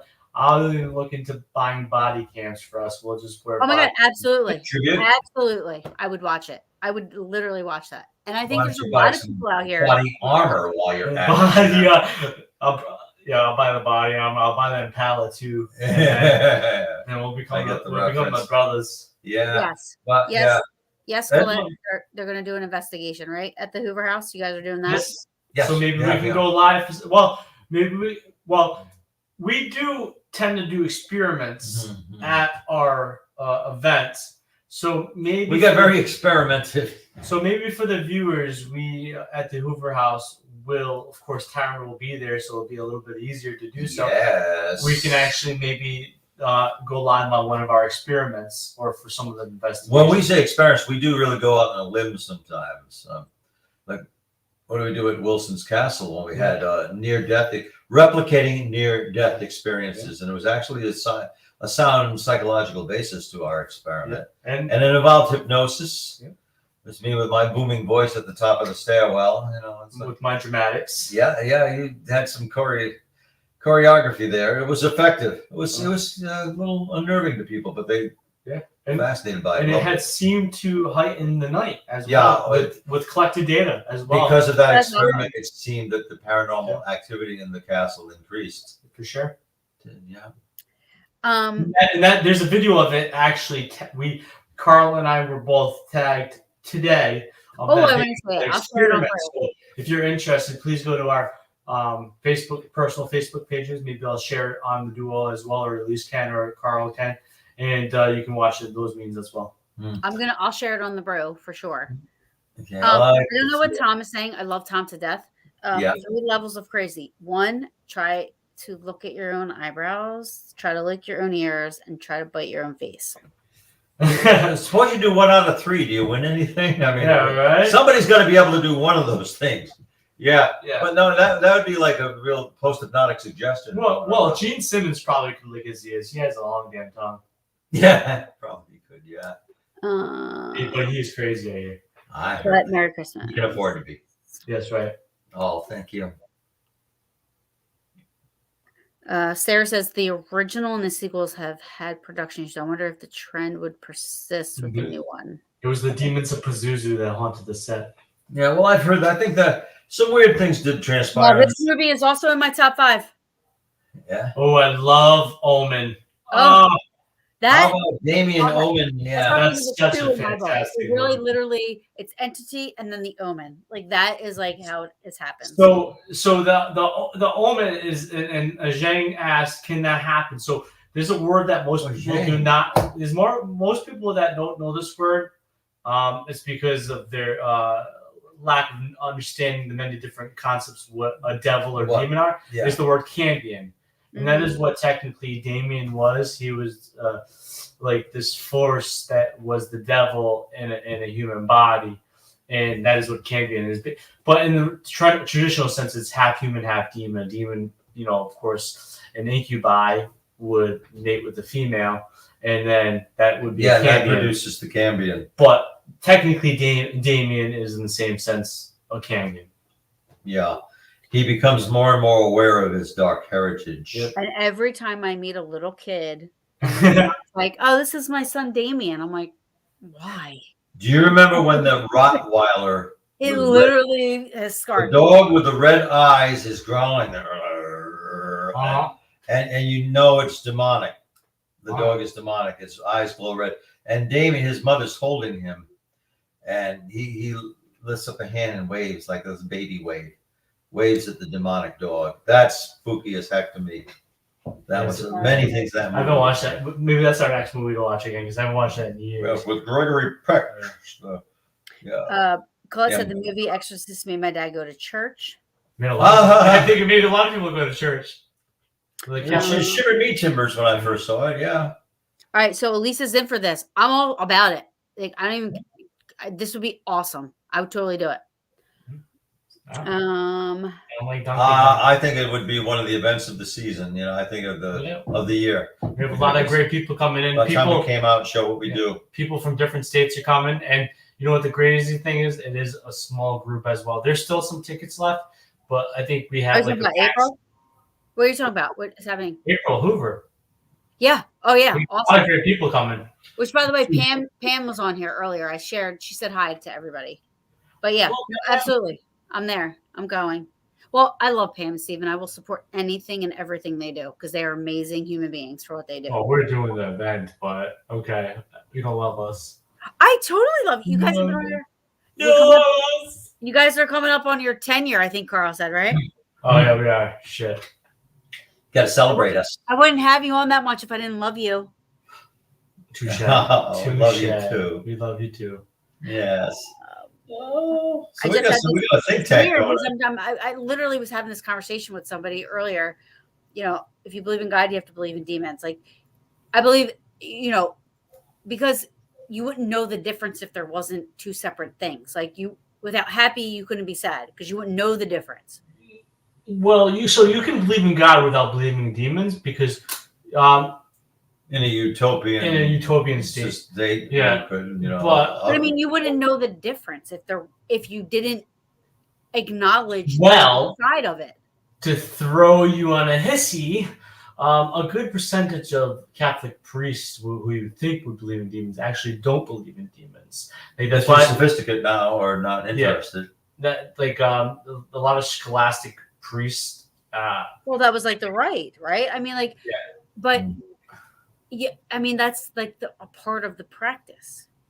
Well, not necessarily. There's a different incorporation because you believe in God and good. That doesn't detract the possibilities of evil existing. It's thought that God abhorred evil and rebellion, and God did not want there to be demons. God did not create demons as demons. He didn't create them, no. No, they did. They fell from It's like a drop of rain falls into the ocean. Right. Does that drop of rain still exist? Yes, it does, but no longer as a drop of rain. No. Incorporated. That's the same. The demons transmuted. They changed. But they weren't made demons. No. That's a certain Christian Judaic cosmology. Yeah. But that doesn't mean you have to believe in believe in demons if you believe in God. It does seem inevitable, though. You don't have to. There's no cosmic law that says you have to believe in demons if you believe in God, but it always happens that way because it's just endemic to the human race. We embrace dichotomies and divisions. They support the basic reality. So in that sense, you kind of have to. It just seems that it's going to happen. If people embrace believe in God, they're going to believe in demons as well. Well, this is a shocker to me. It's one of my peaches. This is one of my besties. Never knew this. She doesn't believe in demons. Well, she's never experienced this, so that is her respective opinion. But absolutely, I've heard that many people. Wasn't anything we ever talked about. I have taken, and I know two people that will tell the story true and thin. Is that there are two investigators named Braxton Roan and April Roan out there. They were in Texas, maybe Florida now, or they went back to Texas. Sorry, they're great friends. I don't even know where they live because they moved again. So, but they came up northeast because they're used to down south. They've never experienced up here before, and they came up here and they stayed at my house and I took great care of them because they've never, but nothing but good to me. So I had a case pop up, and if I can do a case, and if it's an emergency, which this one was, and it was actually with Sabrina, and members of the team Sanctuary at that time. I maybe would have not gone because it was Sabrina, and I felt like there was some credence to it. I said, okay. I looked at April and Braxton, and I said, no, want to come on a case? Probably never experienced anything like this before. I don't believe it was necessarily a demonic entity. It was a very bad case, but that case was enough to twist their confines of what they ever experienced in their life. And it really demoralized them. Like, they tell the story, like, it messed them up. Right. It messed their marriage up. It messed them personally up. Wow. Like, repercussions. There were a lot of repercussions from that. And that wasn't even, to me, a true-fledged demonic case. So people say, I don't believe in demons or I want to experience it. Yes, it's great that you don't believe it exists, but there are things that are unexplainable that will blow your mind and will show you that evil does exist in some form. And it is scary. And people like April and Braxton, who are great people, who are in this field, who are very full-fledged experienced investigators, experienced something that night that changed them. And that was furthest from the worst case I've ever experienced in my life. And to them, that was their worst. That's why I always say I have a respect for it. Yeah. I have a respect for it. I have a respectful fear of it. You know what I mean? That's not me. Yeah. People that are doing that, I feel like they're very, very, way, way, way stronger spiritually than I am, because you have to be spiritually strong to be able to deal with that. Call Lucifer was so I thought, and I'm the same. I always thought the same thing. Lucifer was a fallen angel, and that's how he became a demon now. Yeah. I just want to interject something. I won't say who, but somebody got good grades. I know a student, and they got good grades here. Yeah. Well, I can't say who. The person's too modest.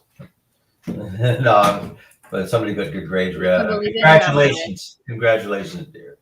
You can't believe in God and not demons by saying everything, both positive and negative, is from God. Yeah. Now, this is something that cannot be definitively addressed. You can't really answer it. I can say that's just something I believe. I believe without, you can't have a positive without a negative, because you wouldn't know the difference. Yeah. Well, I believe in demons. Yeah, but I don't know what they are. Yeah. So I'm gonna, undebated by both sides, because I'm, as a demonologist, I'm supposed to, yes, they are the fallen angels. They are the evil, spawn of the evil one. I don't know. What I think a lot of it is rooted in the human psyche, and it becomes personified and it becomes objectified and becomes separate, projected, parapsychological projection.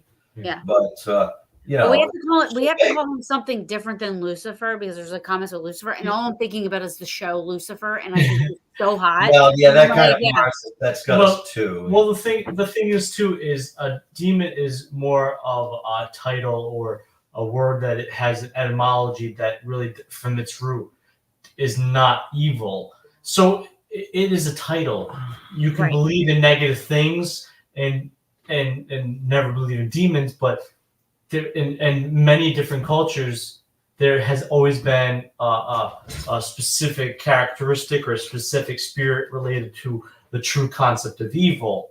And then, of course, there were malevolent spirits or deities and stuff like that here or there, but there has always been a demon or an Azora or some sort of deity or entity that has been connected to that word, what we now use as the word demon in the Christian Yeah, we sense. can't get away from it, at least not for some time to come. I think that's always in our Occidental culture, the Western. You can't get away from it because demon is an evil spirit. And of course, the etymology and the origins of demon as well as anybody does. Right. It was actually a kind of a guide of a spirit. It would report the demons. It actually meant wise or wisdom. And in Grecian, then theology became mythology. These demons would report to the gods, and later the Roman, pantheon. They would report to the gods. The demons were the delinquencies of humans, which is kind of what Satan's original function was. Yeah. When I was practicing the dark arts, you might say, I called myself Luciferan. Yeah. And that's what I've heard that term. Luciferian, but I call it Luciferan. And the Warrens, Ed and Lorraine Warren, actually documented a satanic ritual. Yeah. And guess who the Satanist was? And they asked if I could, and I had good relations with them at the time. They asked if they could document one of my ceremonies. I said, well, I don't do that as a performance, but since it was Ed and Lorraine, yes, I would do that. And I remember when we were about to start, they had the camera set up, and Ed Warren asked me, he said, well, where's your animal? I said, I don't know what you mean by animal. He said, your animal. I said, well, we have a beagle upstairs. My family does. And he said, no, your sacrifice. I don't do that. No, I don't. It's all expression. And he said, where's your he was trying to say athame, the ritual dagger, your sword. I said, Which, by the way, Joe Carroll did that in the show The Following and totally ruined me for life. The Following was a good movie. Kevin Bacon, right? I had such a crush on him until he killed the cat, and then I was like, I can't. That'll do it. Yeah. I just couldn't imagine sacrificing for what? To harness their power and their death throes. I mean, back in the day, the Egyptians. Well, I mean, I just and the God sacrificed the sacrificial lamb and all that. Yeah. If you're gonna sacrifice something, why not sacrifice a bad habit? And before I lose this thought, I want to roll back to your statement about what you better get that thought out, man. The word daemon was. Yes. About being wise and going back to the Greek pantheon or the gods of Olympus, is that that's not so distant or different from the Christian sense of a demon. You got the floss. Oh, sorry. I had something to stick in my tooth. Gesturing with the floss. I was trying to floss the truth. You're talking about something, flossing the truth. I was flossing the truth. At least not butt floss. Butt floss. Yeah, I know. It was like the way you were talking about the serious topic about the origin of demons, and you're just gesturing with your flosser. Some would say. Go ahead. Some would say a demon is in the same sense. Can I borrow that? No. Oh my God, that's gross, Carl. Don't do that. So some would say that. No, I would use your toothpick. Sorry. Some would say that the demon is in the same fact, the same mechanic as it was in the Greek mythology sense, is that if you detract away from God and you take the meddling of the demon and you take your distance from God, then you receive punishment. It's not necessarily punishment from God, but it is in the same sense. If you distance yourself from God, it shows you that you're more impervious, not impervious, sorry. You're more to receive negative things in your life because you distance. They're more open, more impressionable. You're more impressionable because you distance yourself away from it. So that, in a sense, it is a punishment, and it is a meddling of that spirit. And in the same sense, you can look at it in the same contrast or context that the Greek demons and the Christian demons are actually the same mechanic. In the same sense, if you follow what the demon tells you, God is not good, don't listen to God, and you actually listen to that, it is not the demon forcing you not to believe God. It is you listening to the demon. And as the daemons were incorporated into early, Hebraic lore, which became the Kabbalah. Thank you. Yeah. Okay, no, Sarah Youssef. I think she Elise is our manager and her story, and I love it very death. I think Sarah Youssef is gonna be. I'm sorry, I don't say this disrespectfully. Is going to be our cheerleader as well, and our Ella spokeswoman. There you go. Oh, I found myself a cheerleader. Has a question. Yeah. Sarah has a question. Why does there have to be a dichotomy? In a sense, there doesn't have to be, but there always will be. It's endemic to human character to have polar opposites. There's a point, counterpoint. It's just the way we think, the way we function, the way we filter our understanding of our environment. If there's good, there's evil. There shouldn't be, but because evil is undesirable, evil is inconvenient. Right. And it seems there always has to be a god and a goddess. There always has to be underworld spirits, like a cathonicist would say. That there always has to be the substrate of wicked spirits or underground dark wandering spirits. I think it gives us a contrast and therefore a better understanding of the lighter gods and spirits. And why does there always have to be a god and a goddess? Why can't there be the one true God? But it does seem to be there's always the goddess figure comes up. Yahweh, originally, God. Actually, originally, God, the Hebrew God, or what became the Hebrews, he was originally the God El. And that's where you get, Emmanuel. Oh, yeah. And you got, if it's El, all angels, all of Hebrew origin, all the angels' names end with the suffix El, which means of God or host of God. Okay, angel. Yeah. Mm-hmm. Azrael, Raphael, Mm-hmm. Jor-El. Oh no, that's something else. The family L. That's Superman's family. Yeah, but same thing though. Yeah, kind of. It's. I think it's based on that. So originally Yahweh. And by the way, we don't know God's name. It is forbidden to know God's name of the Hebrew tradition. Even Yahweh, his name, from whence proceeds. We get Jehovah. Mm-hmm. Well, the Hebrews didn't have the J sound in their alphabet. That Jah. The Greeks did. So that's why you've got Jesus instead of Yeshua. Jesus technically, not to. I know people will hate me for this. But try not to go rabbit trailing too much here. But Jesus technically would be translated to Joshua. Yeah, Joshua ben Yosef. Jesus' name would have been Yeshua ben Yosef or Joshua ben Yosef. Yes. So technically, it's Joshua. And we're talking about Hebrew and Aramaic. Did you say Yosef? Yeshua or Joshua would actually be the same basically as Yeshua, which was Jesus' name. So Jesus' name could be said to have been Joshua ben son of Joseph or Yeshua ben Yosef. Joseph. Yeah, and we don't know how that was pronounced because you don't know where the inflection would be. Even in modern, modern scholars. What about? I want to ask you this before you guys leave. Oh, we want another half an hour now. Well, first I created a new song. DMON. It's like YMCA. Oh, Yeah. I heard that, What did I say? and it's recorded. What? He said What do about. you say? What do you say? He said Put a him on half the hour ago.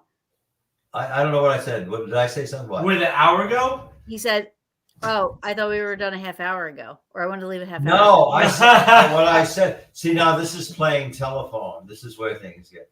No, I said, oh, then play it back. Play it backwards. Actually, see what you get then. No, what I said was we want another half an hour. Oh, we want another Because hour. we went rabbit trailing, and apologize. I find what we're talking about fascinating and interesting, especially when I'm talking about it. No, it's great. you know, I love it. When I'm talking. I find what you're saying Oh, very Sarah interesting. is so cute. She's defending you. She said he wanted another half hour. Oh, I know. thank you, Sarah Yosef. I totally I will apologize. I thought you said something else. No, I didn't. No, we say that. love it to hear. We don't want to leave. Actually, But I do have a question. What about stigmata? Okay. Stigmata. Yeah. Okay. That's why I had to get glasses, because I can't drive legally because of my stigmata. I have to have. I hadn't had prescription glasses in about, I think, 18 years. Now I do.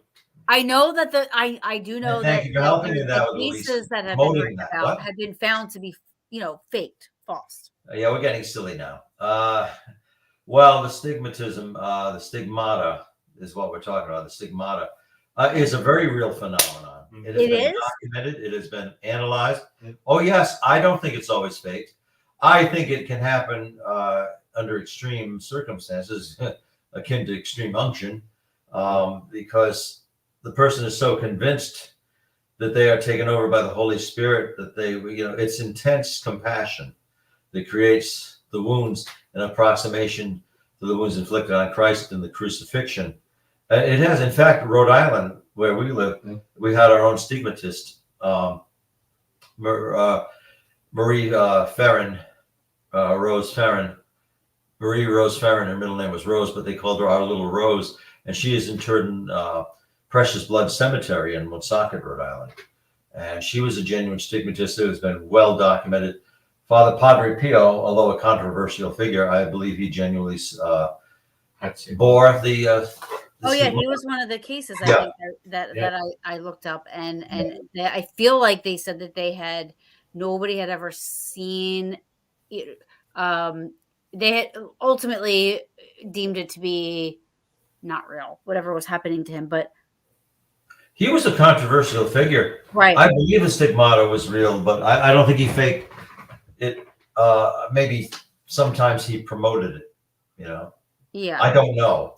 But I believe Rose Ferrin was genuinely a stigmatist, and she lived from 1902 to 1936. Not a lot. She was 33 years of age, and on her grave, on her alabaster stone, it was in like a sarcophagus.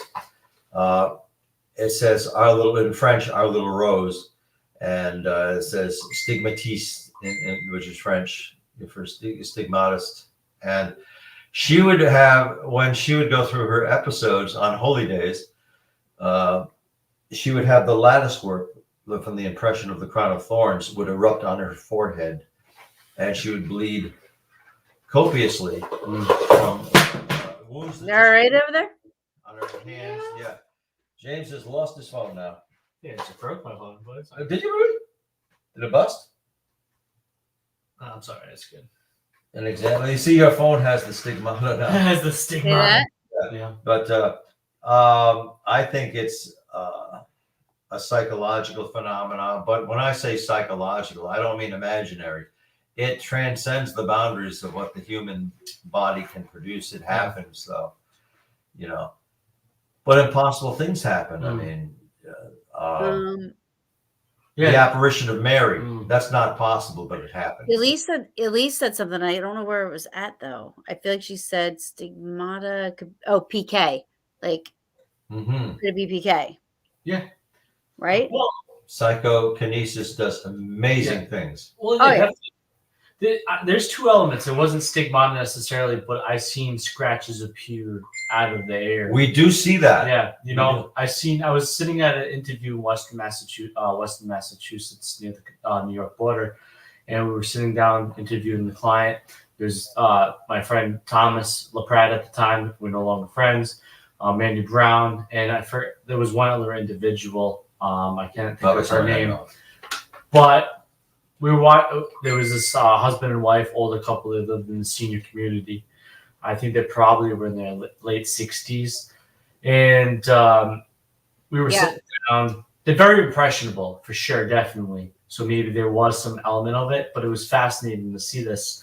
I seen the tail end of it, but the investigator Thomas saw it from the get-go and alerted us because I'm usually a face value person. Look at the face when I'm interviewing somebody to see what their reactions are. But Thomas started saying, "Hey, there's a scratch appearing. There's a scratch appearing," and he's wearing shorts, so if we would have noticed the degree of the scratch that was being emulated on his leg, and I seen the tail cusp of it, but I seen it the drag, the scratch. It was pretty interesting. I wish we were videoing it, but we had audio playing, and of course there was no audio. There was nothing on the audio saying anything. But all you hear is Thomas saying, "You see the scratch? You see the scratch? The scratch is appearing on his leg." And then there was a time at Old South Pittsburgh Hospital in Chattanooga, Tennessee, where Sean Bovea and Keith Bailey, we were walking down the hallway, and Sean's in front of us. Mind you, he's in front of us, not behind us, not like, and all of a sudden he's like, "I felt something." Like, we're in the hallway. It's not like he walked. I felt something, and like he did cusp his neck, but I didn't see him scratch his neck or anything like that. And it wasn't pitch black. We had flashlights on, and all of a sudden you see this scratch on his neck, and there's pictures of it, and there is a video of it, I do believe, as well. But those are two scratches I've seen appear out of nowhere. Mm-hmm. But was it PK, or was it something trying to communicate? Also, too, I want to say one more story, because stigmata is interesting. But what I also find interesting is charismatic advisors to the Roman Catholic Church. And when I talk about charismatic advisors, these are people that have ability and God speaks to them. And priests of all denominations believe, not just the Roman Catholic Church, believe in these individuals. Right. When I was still connected to the church, and I was on my way to the presbyter, which is becoming a priest, is that I was going to become an exorcist eventually. That was my goal. That was what I was planning to do. And for me to actually become an exorcist, I actually had to speak to this charismatic advisor. Sonia, my brother knew it. And her name is Sonia Braz. You can look her up. It's not like I'm not telling no bullshit story. It's Sonia Braz, and very well respected woman. And I had to talk to her, and she had to tell me if I had the vocation and the ability to become an exorcist. And of course, she did say yes. But I, of course, distanced myself from the church. But in the same sense, though, I had to go through that, which is fascinating to me. It reminds me like something like the Oracle of Delphi. Yeah. But in the same sense, but people believe in it, and she has been right. It's not like she's been wrong. She says this, that God's going to do this, and this happens with random people, like things that she should not know, this information. And she tells these priests, how to get rid of a demonic entity within an individual. What she says that God tells her to say, they do it and it works. That's crazy shit. Yeah, that is. I'm using the word shit a lot tonight, but it's really need to be used because it is crazy. Yeah. Well, and anytime you add it's in the dictionary, right? Why can't it be utilized? Well, and anytime you use and shit, it just makes it better. Like you could say, "Oh yeah, I'm eating lunch and shit." Yeah, that was some good manure. That was some good manure, dude. That was some favorable manure. That was some favorable and manure. shit. I'm fond of that feces. Yeah. I was going to actually. Well, it was nice defecation. I was going to use this because that well.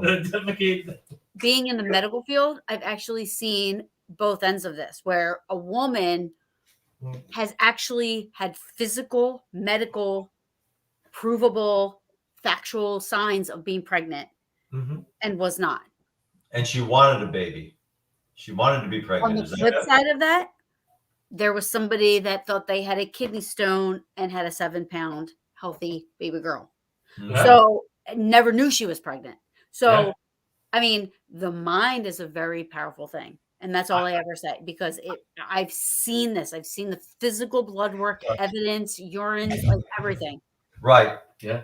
You can analyze it, like you say, in the medical environment, a laboratory environment. Yes. Like that. Yeah. You can't explain it. You think this person's pregnant, or you think they're not pregnant, because you have this medical evidence of this, Mhm. you know, and it winds up being the opposite, you know, and that has literally has happened. So I totally agree with that. And if my chair with me in it on 2 occasions, my chair with me sitting of my 200 pounds in it was propelled back across the floor. Yeah, like, well, I said they didn't have rollers, but pretty much like that. Yeah, happened so fast I didn't have a chance to be startled hardly. Oh my God, you should always do that. You should always just animate Carl's stories. Yeah, whatever rises. Well, if you, I don't know if you want to animate this.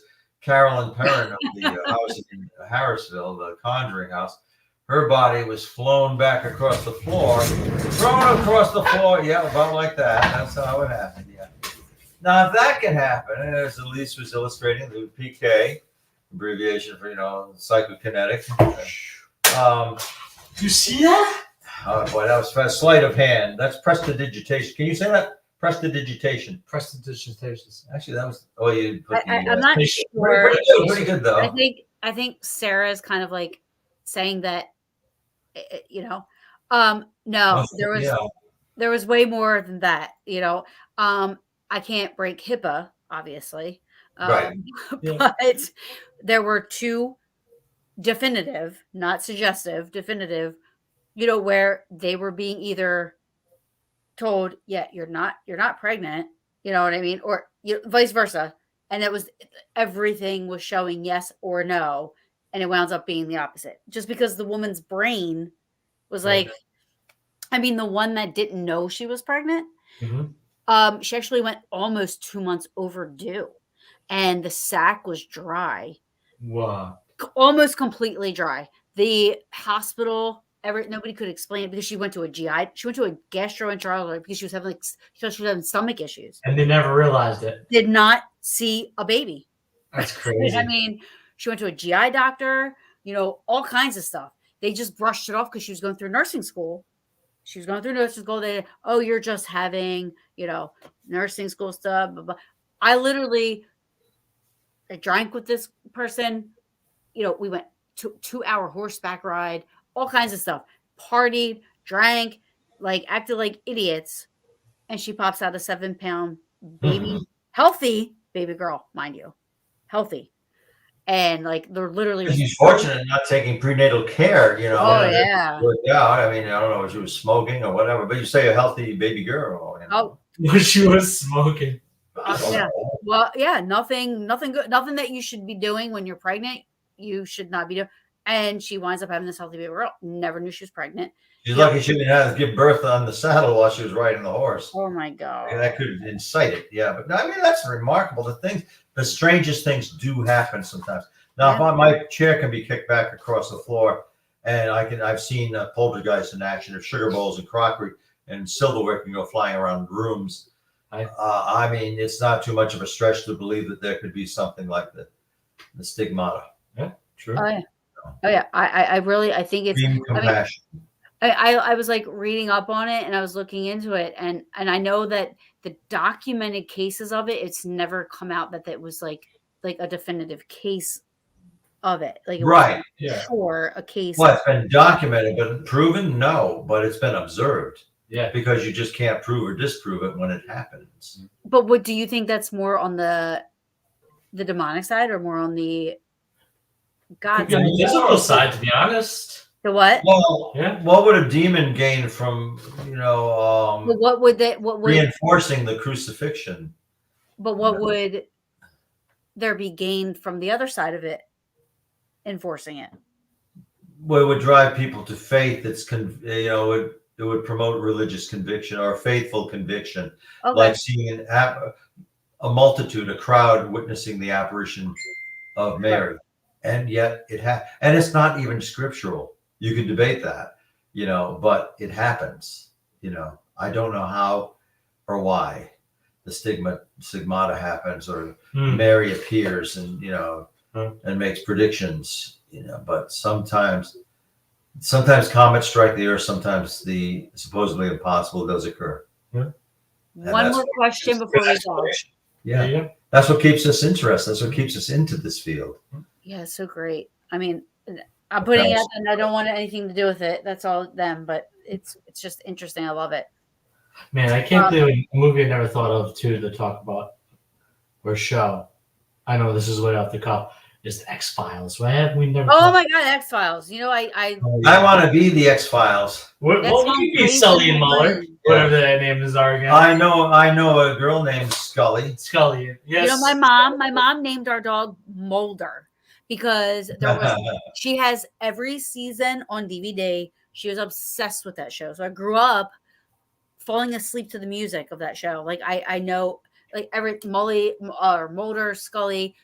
Our dog was Mulder. She was obsessed. Loved it. Mm-hmm. Well, if you start watching that series again, and like drag it out of the vault, that's got to inspire you to be a paranormal researcher. I think if you're all inclined to that interest, Scully and Mulder, to watch them in action. Yeah, because you can believe it. You can believe that there are hidden files away. That there's somebody who researches things that are forbidden and cast aside, by standard academic acceptance. Like, no, bury that. It's too confusing. Like real life analogy would be analogous to that would be finding human footprints in sediment that's 2 million years old. Right. Yeah, in places they should not have been, areas they should not have been, and sometimes longer ago than that. And when it comes to finding human footprints next to dinosaur tracks, I'm just like, I can't begin to approach that. It's not possible. Maybe it happened, but it's impossible. Mm. And then we're gonna ask one more question before I let you guys go. Where's my little thingy? Because this is a good question. Mm.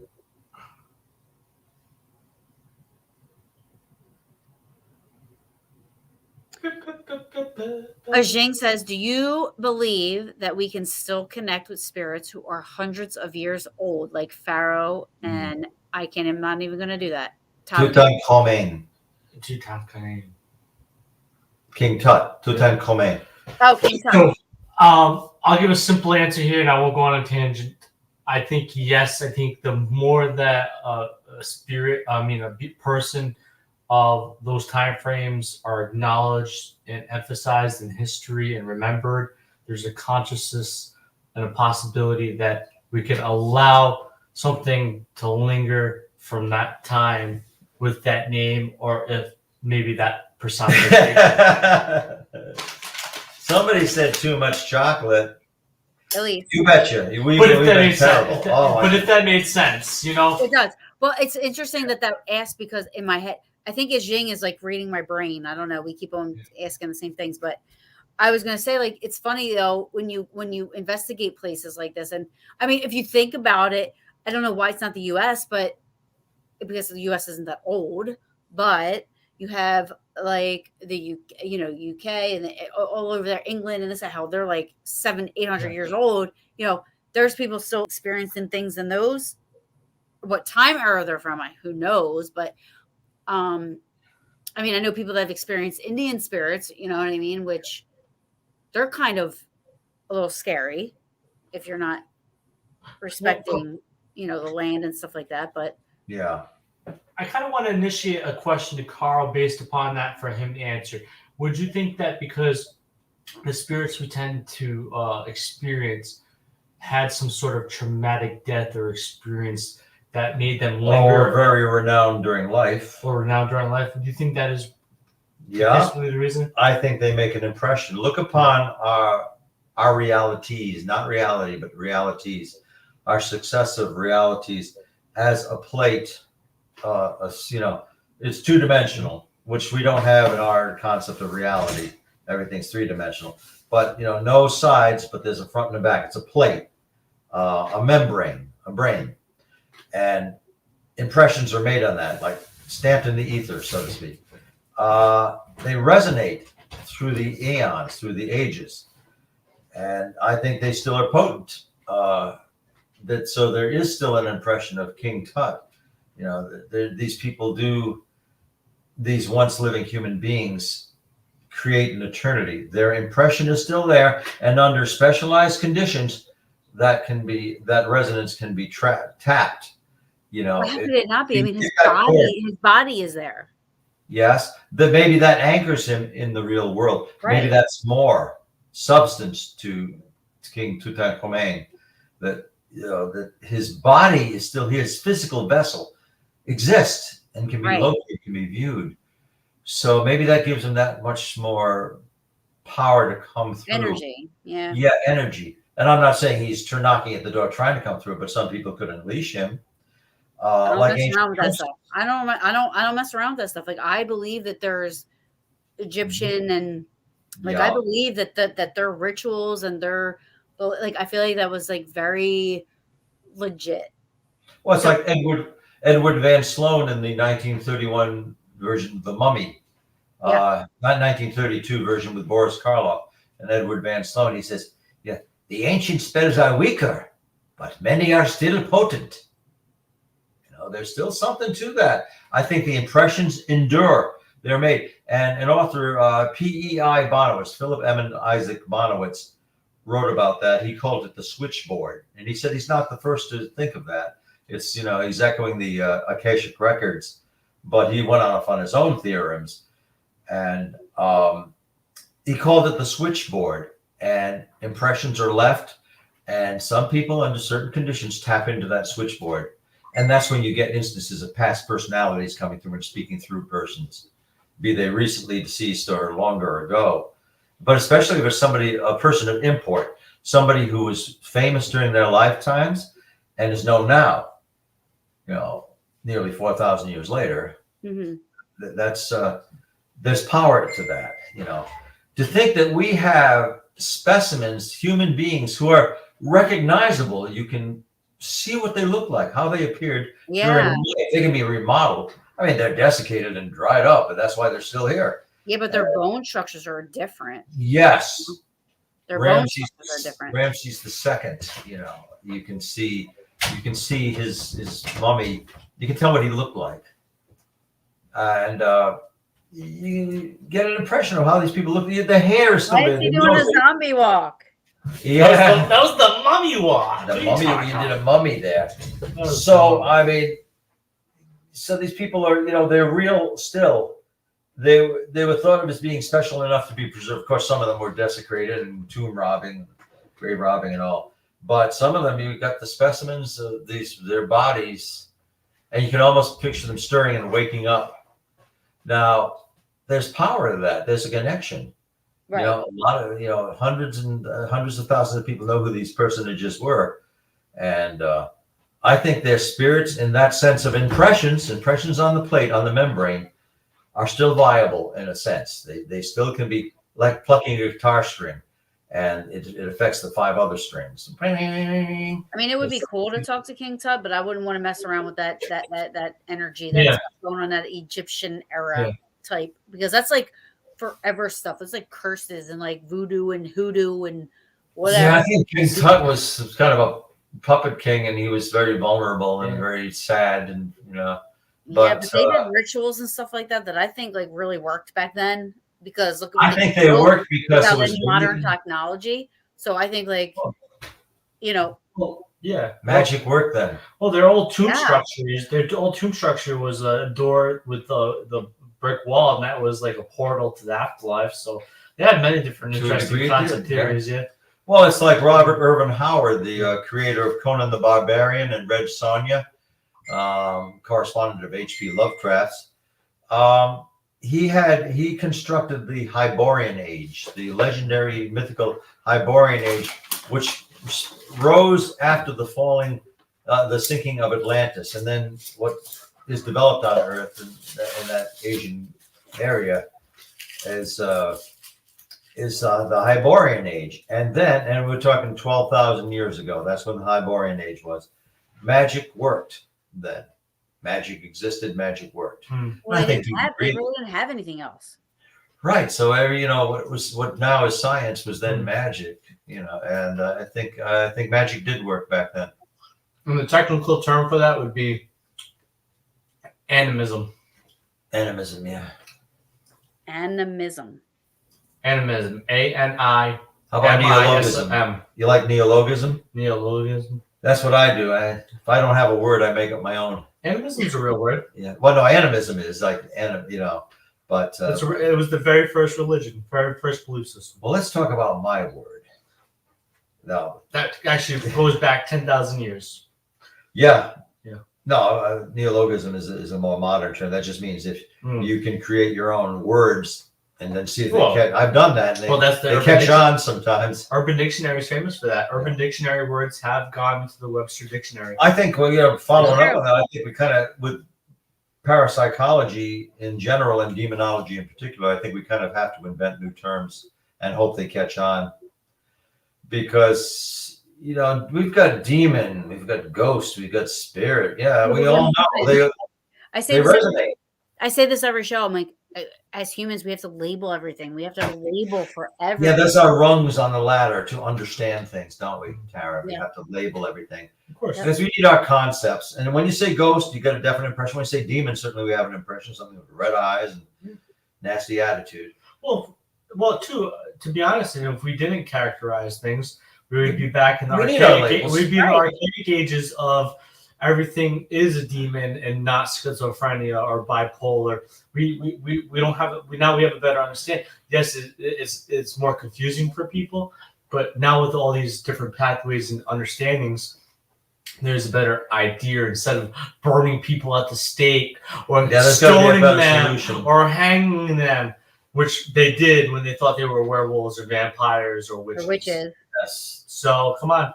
We're definitely different. They did that. No, but then we got to a point where then was a time of era where everybody was psycho. Nobody was experiencing anything, and they didn't know how to deal with it, so they dropped him off in an asylum and said, "Bye, have a nice life."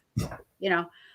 And they could do that. I mean, a man could drop a woman off when she had postpartum depression and just drop her off in an asylum and call it a day. Yeah. Just because she was showing signs because they didn't know any better. You have what else to do with her? She just inconvenient, so compartmentalize her, put her in some place. Yeah. So or have her lobotomized. Right. Oh yeah, that's a fun lobotomy. Oh yeah. Did you ever see what is that movie with Leo? Leo's my favorite actor, so every movie he's in, Shutter Island. Yeah.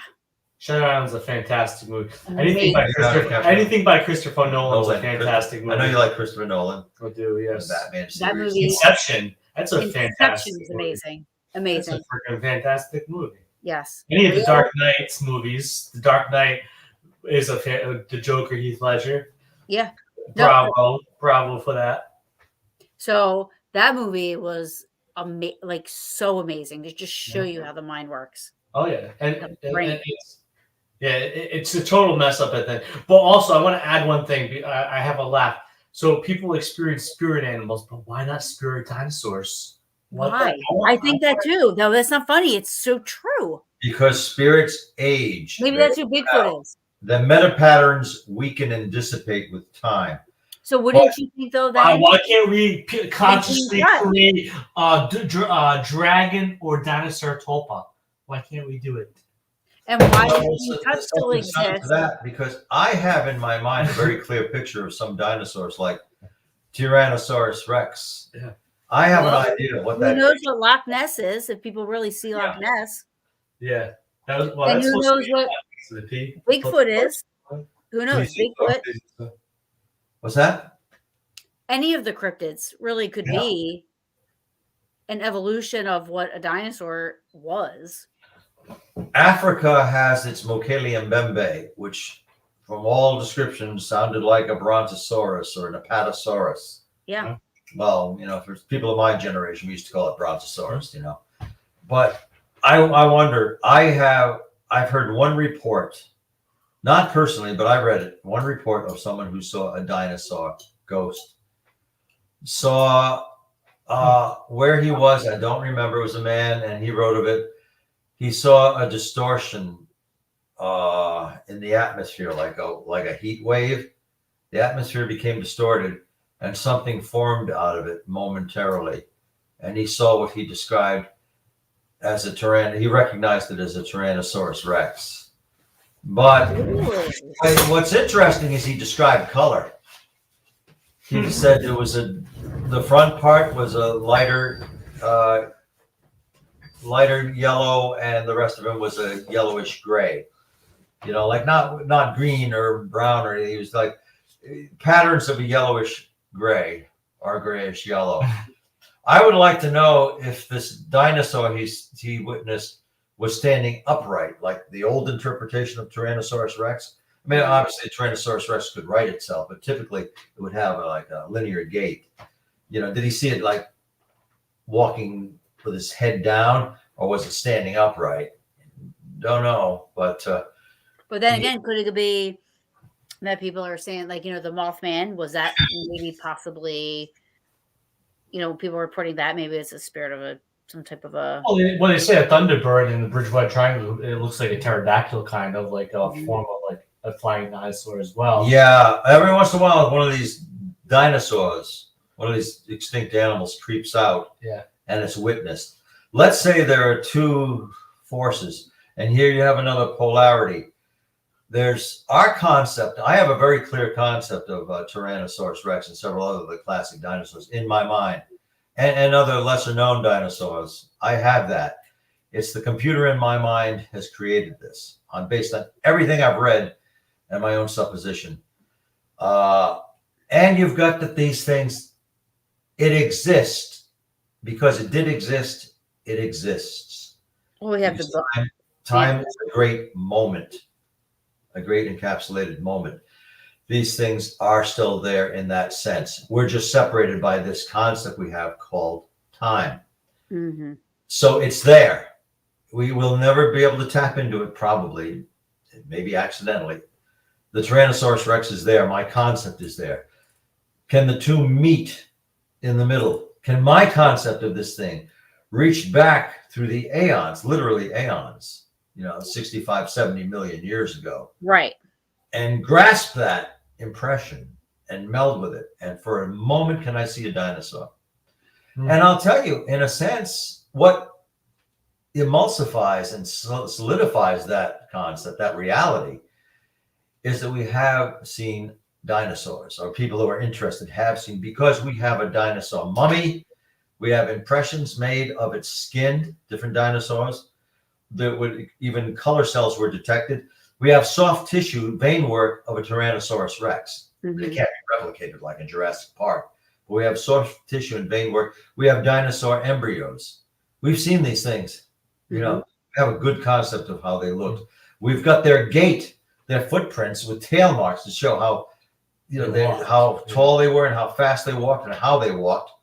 We can't ever see a dinosaur. I'm sure we never will. But I'd like to think there's some way. But we've got it mapped out. We've got pretty much, we know, it's remarkable that we know these things were around. Mm-hmm. They weren't just dragons. Well, we do have skeletal remains too. I mean, they put them together. Remains that flesh can be put on, imaginal flesh can be put on, they can be rebuilt. And we know a lot about these things. The original dinosaur find that, was rebuilt was the iguanodon. And so we know these things. We've got specimens of them.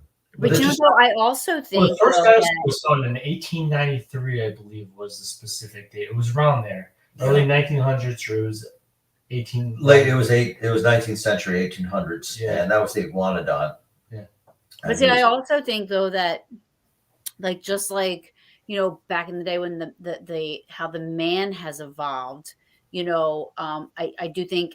Reptilians or reptiles and animals and mammals and all this stuff, they've evolved, right? So I think back then maybe the dinosaurs' way of thinking was more barbaric. So I'm thinking that there wasn't enough, I don't know what to call it, but there wasn't enough I think I know what you're driving at though. Yeah, to continue that, like humans, they can continue the energy, the spirit, whatever you will, There wasn't enough adhesive or cohesion. Yeah. There wasn't something. They were there. Something they lacked with time. They were pretty neat. I mean, we as a species have been around very generally like 230,000 years. That's how long Homo sapiens have been around. And then it was archaic Homo sapiens. Right. Exactly us. And so, I mean, that's a snippet of time compared to the great dinosaurs. You're talking about tens of millions of years. Mhm. And there's something that they had that we don't have now. Oxygen levels were higher. Oh yeah. Like if you were transported, should that miracle happen, if we stepped in some time slippage pocket and went back 70 million years, you'd have a tough time of it. You should have an oxygen mask or something because the solar radiation was different. You need time to acclimate to that. Solar radiation was different, higher content of oxygen. So, I mean, oxygen is a good thing, but you can't live in a higher oxygen level for long. Right. Function. You need time to acclimate. It's like going up to a high mountain, Right. but more extreme. So, I mean, it wasn't just like dinosaurs. Dinosaurs would probably not live that long if they were brought into our time. We certainly couldn't have too long. Now, we're talking about these different creatures. I mean, they're still related to us very distantly, very vaguely. What is much, much closer? Archaic human beings, Neanderthals, Homo neanderthalensis. We're not too separated from them. Oh, it's a long time ago, and we'll probably never see one. But, that's not that separate. We have Neanderthal genes in us if we're European. I'm proud of my Neanderthal heritage. Oh, I got a lot of European. I can't avoid it, so what the heck, yeah? What's that? You have I'm literally European. Like I just did my the ancestry thing. So I put yeah. It was interesting. So you got a lot of European lineage. Yes. Wow. Well, then you have Neanderthal genes in you, perhaps 2% to 2.8%, and that's a lot of Neanderthal. Yeah, I'll have to send it to you. But so you have a little Neanderthal in you. Probably not recently, but I had to say it was right there. My humor is subtle. So you have a little Neanderthal in you. How lucky are you? What parties you throw? Yeah, but I mean, but you could, and I'm not advising, and I'm not blaming you or accusing. You could copulate with a Neanderthal and produce viable offspring. How about that? Because that's why we have a small percentage of Neanderthal in our genome, and creating a new genome. This is part Neanderthal because they did breed. That was fiction and fantasy and kind of fun to think about, but thought to be basically impossible. No, we do have Neanderthal gene in us, because the Cro-Magnons, as we call them, us copulated with Neanderthals, and that kept their genes going. Now, the Neanderthals all died out. They were too specialized. They couldn't adapt. They were pretty darn good at what they did, and they were smart, but they didn't stay on as Neanderthals. It's like that, my former analogy of the ocean, the drop of rain dropping into the ocean. Right. Neanderthals still exist, yes, but not as Neanderthals. Right. Until you find one in Siberia, and they're reported, and sometimes people claim to see Neanderthals in remote regions. But I don't know. I don't think I'll ever see I mean, you have to think if you believe that there can be a natural recording with Earth, you know what I mean? Like think about the Devil's Den at Gettysburg. Those rock formations are hundreds of millions of years old. Yes. Years old. I mean, they've been there for I don't even know how long. It's astronomical how long they've been there. Yeah. So who's to say it couldn't capture something, and you have to be there at the right time at the right minute. I mean, the oddest thing that I've ever seen there was a white owl at 10 o'clock at night. In May. I'm like, the heck. This white owl just flies by, lands on one of the witness trees, sits there for a minute, and then flies off. That was the weirdest thing I've ever seen. But that's it. Yeah, that's why they say. Hey, that's why they say sometimes staking the earth creates a resonance, and that's what creates a haunting. You build upon the land. You create an echo. Absolutely. So when I've been bored at work, sometimes I'll extrapolate and start thinking of these bizarre things. Mm-hmm. Not that I've been at work for a couple of years, but I think about you're lucky devil. Right? I think of albino The abominable snowman. Albino bison is a powerful omen to many Native American cultures. Albino bats, I've seen photographs of them. All the mammals have albinos, and that's kind of fun to think about sometimes. See an albino bat flying. It was yesterday. No, it was the day before. It was when I got my my booster vaccination. It was that day. I saw a bat. First bat I've seen all, the Murcielago, the bat. First bat I've seen this year, and I see it in December. Flying overhead, definitely a bat. Came down low enough that I could hear its wings, could clearly see where it was. So where you been all year, you buggers? I love that. So I'm happy I got to see bat. Well, I hadn't seen one this year. I hate to cut this short because we went Yes, down I know. It's been a great a rabbit hole. Well, we were talking about bats, and I think we pretty much spent ourselves. Well, no, not the bat story, but I realized We'll what just go on time and it on. was. And Yeah. I got to take a shower, and my butt has to get up at 4 a.m. in the morning, and that really closely comes very soon. I don't have to get up at 4. I will, but I don't have to. You want to wake up with me at 4 a.m.? We'll text each other and say, Oh, that's I know I have to. I know I have to get up at 4. I'll wake up at 2. yeah, I can pick you up. Having and come been to work asleep with for me. 20 minutes. Yeah. You'll be my secretary for the day. My sleep time has been like 3 a.m. a lot lately, so it just happens. We can extrapolate. Look, if you can admit it, hey, are you extrapolating? No, just tell me, dude. Come on, it's just tell me. As always, this has been amazing. You guys are awesome. Thank you so much for coming on. Thank you, Miss Taryn, dear.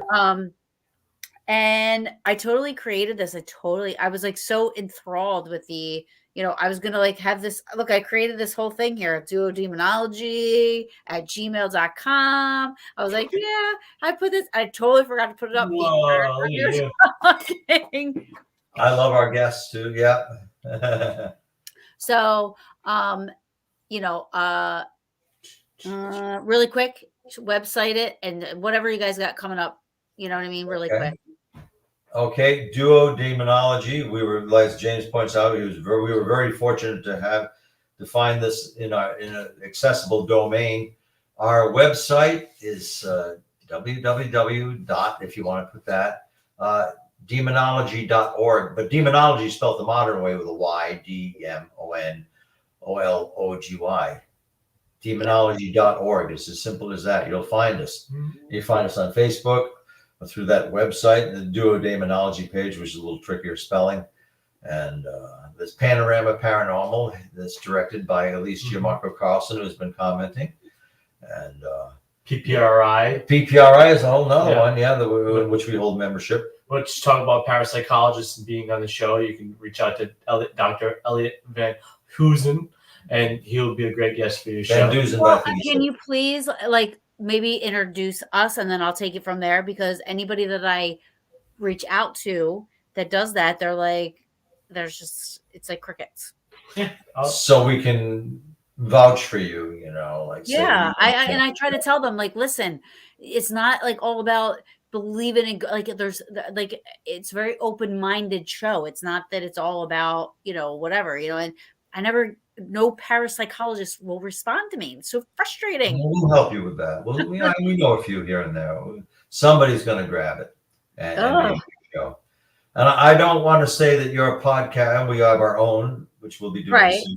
No, I don't want to say Duo Daemonologie. I don't want to say that your show is the most enjoyable we ever do.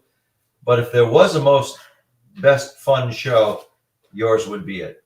Well, yes. I love you. If I'm being judicious here.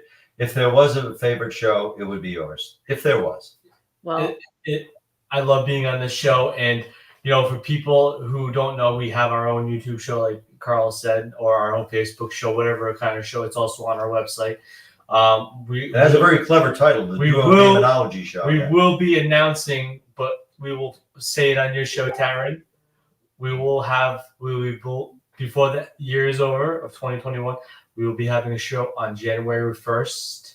December 30th. December 30th. January 1st. Close upon, December 30th at 7:30 p.m. Eastern, and we'll probably announce. I better not forget that date. We'll probably announce it tomorrow. Yeah. What the heck? What time is it? We gave it. You can announce it 2 hours early. No, we'll announce it tomorrow.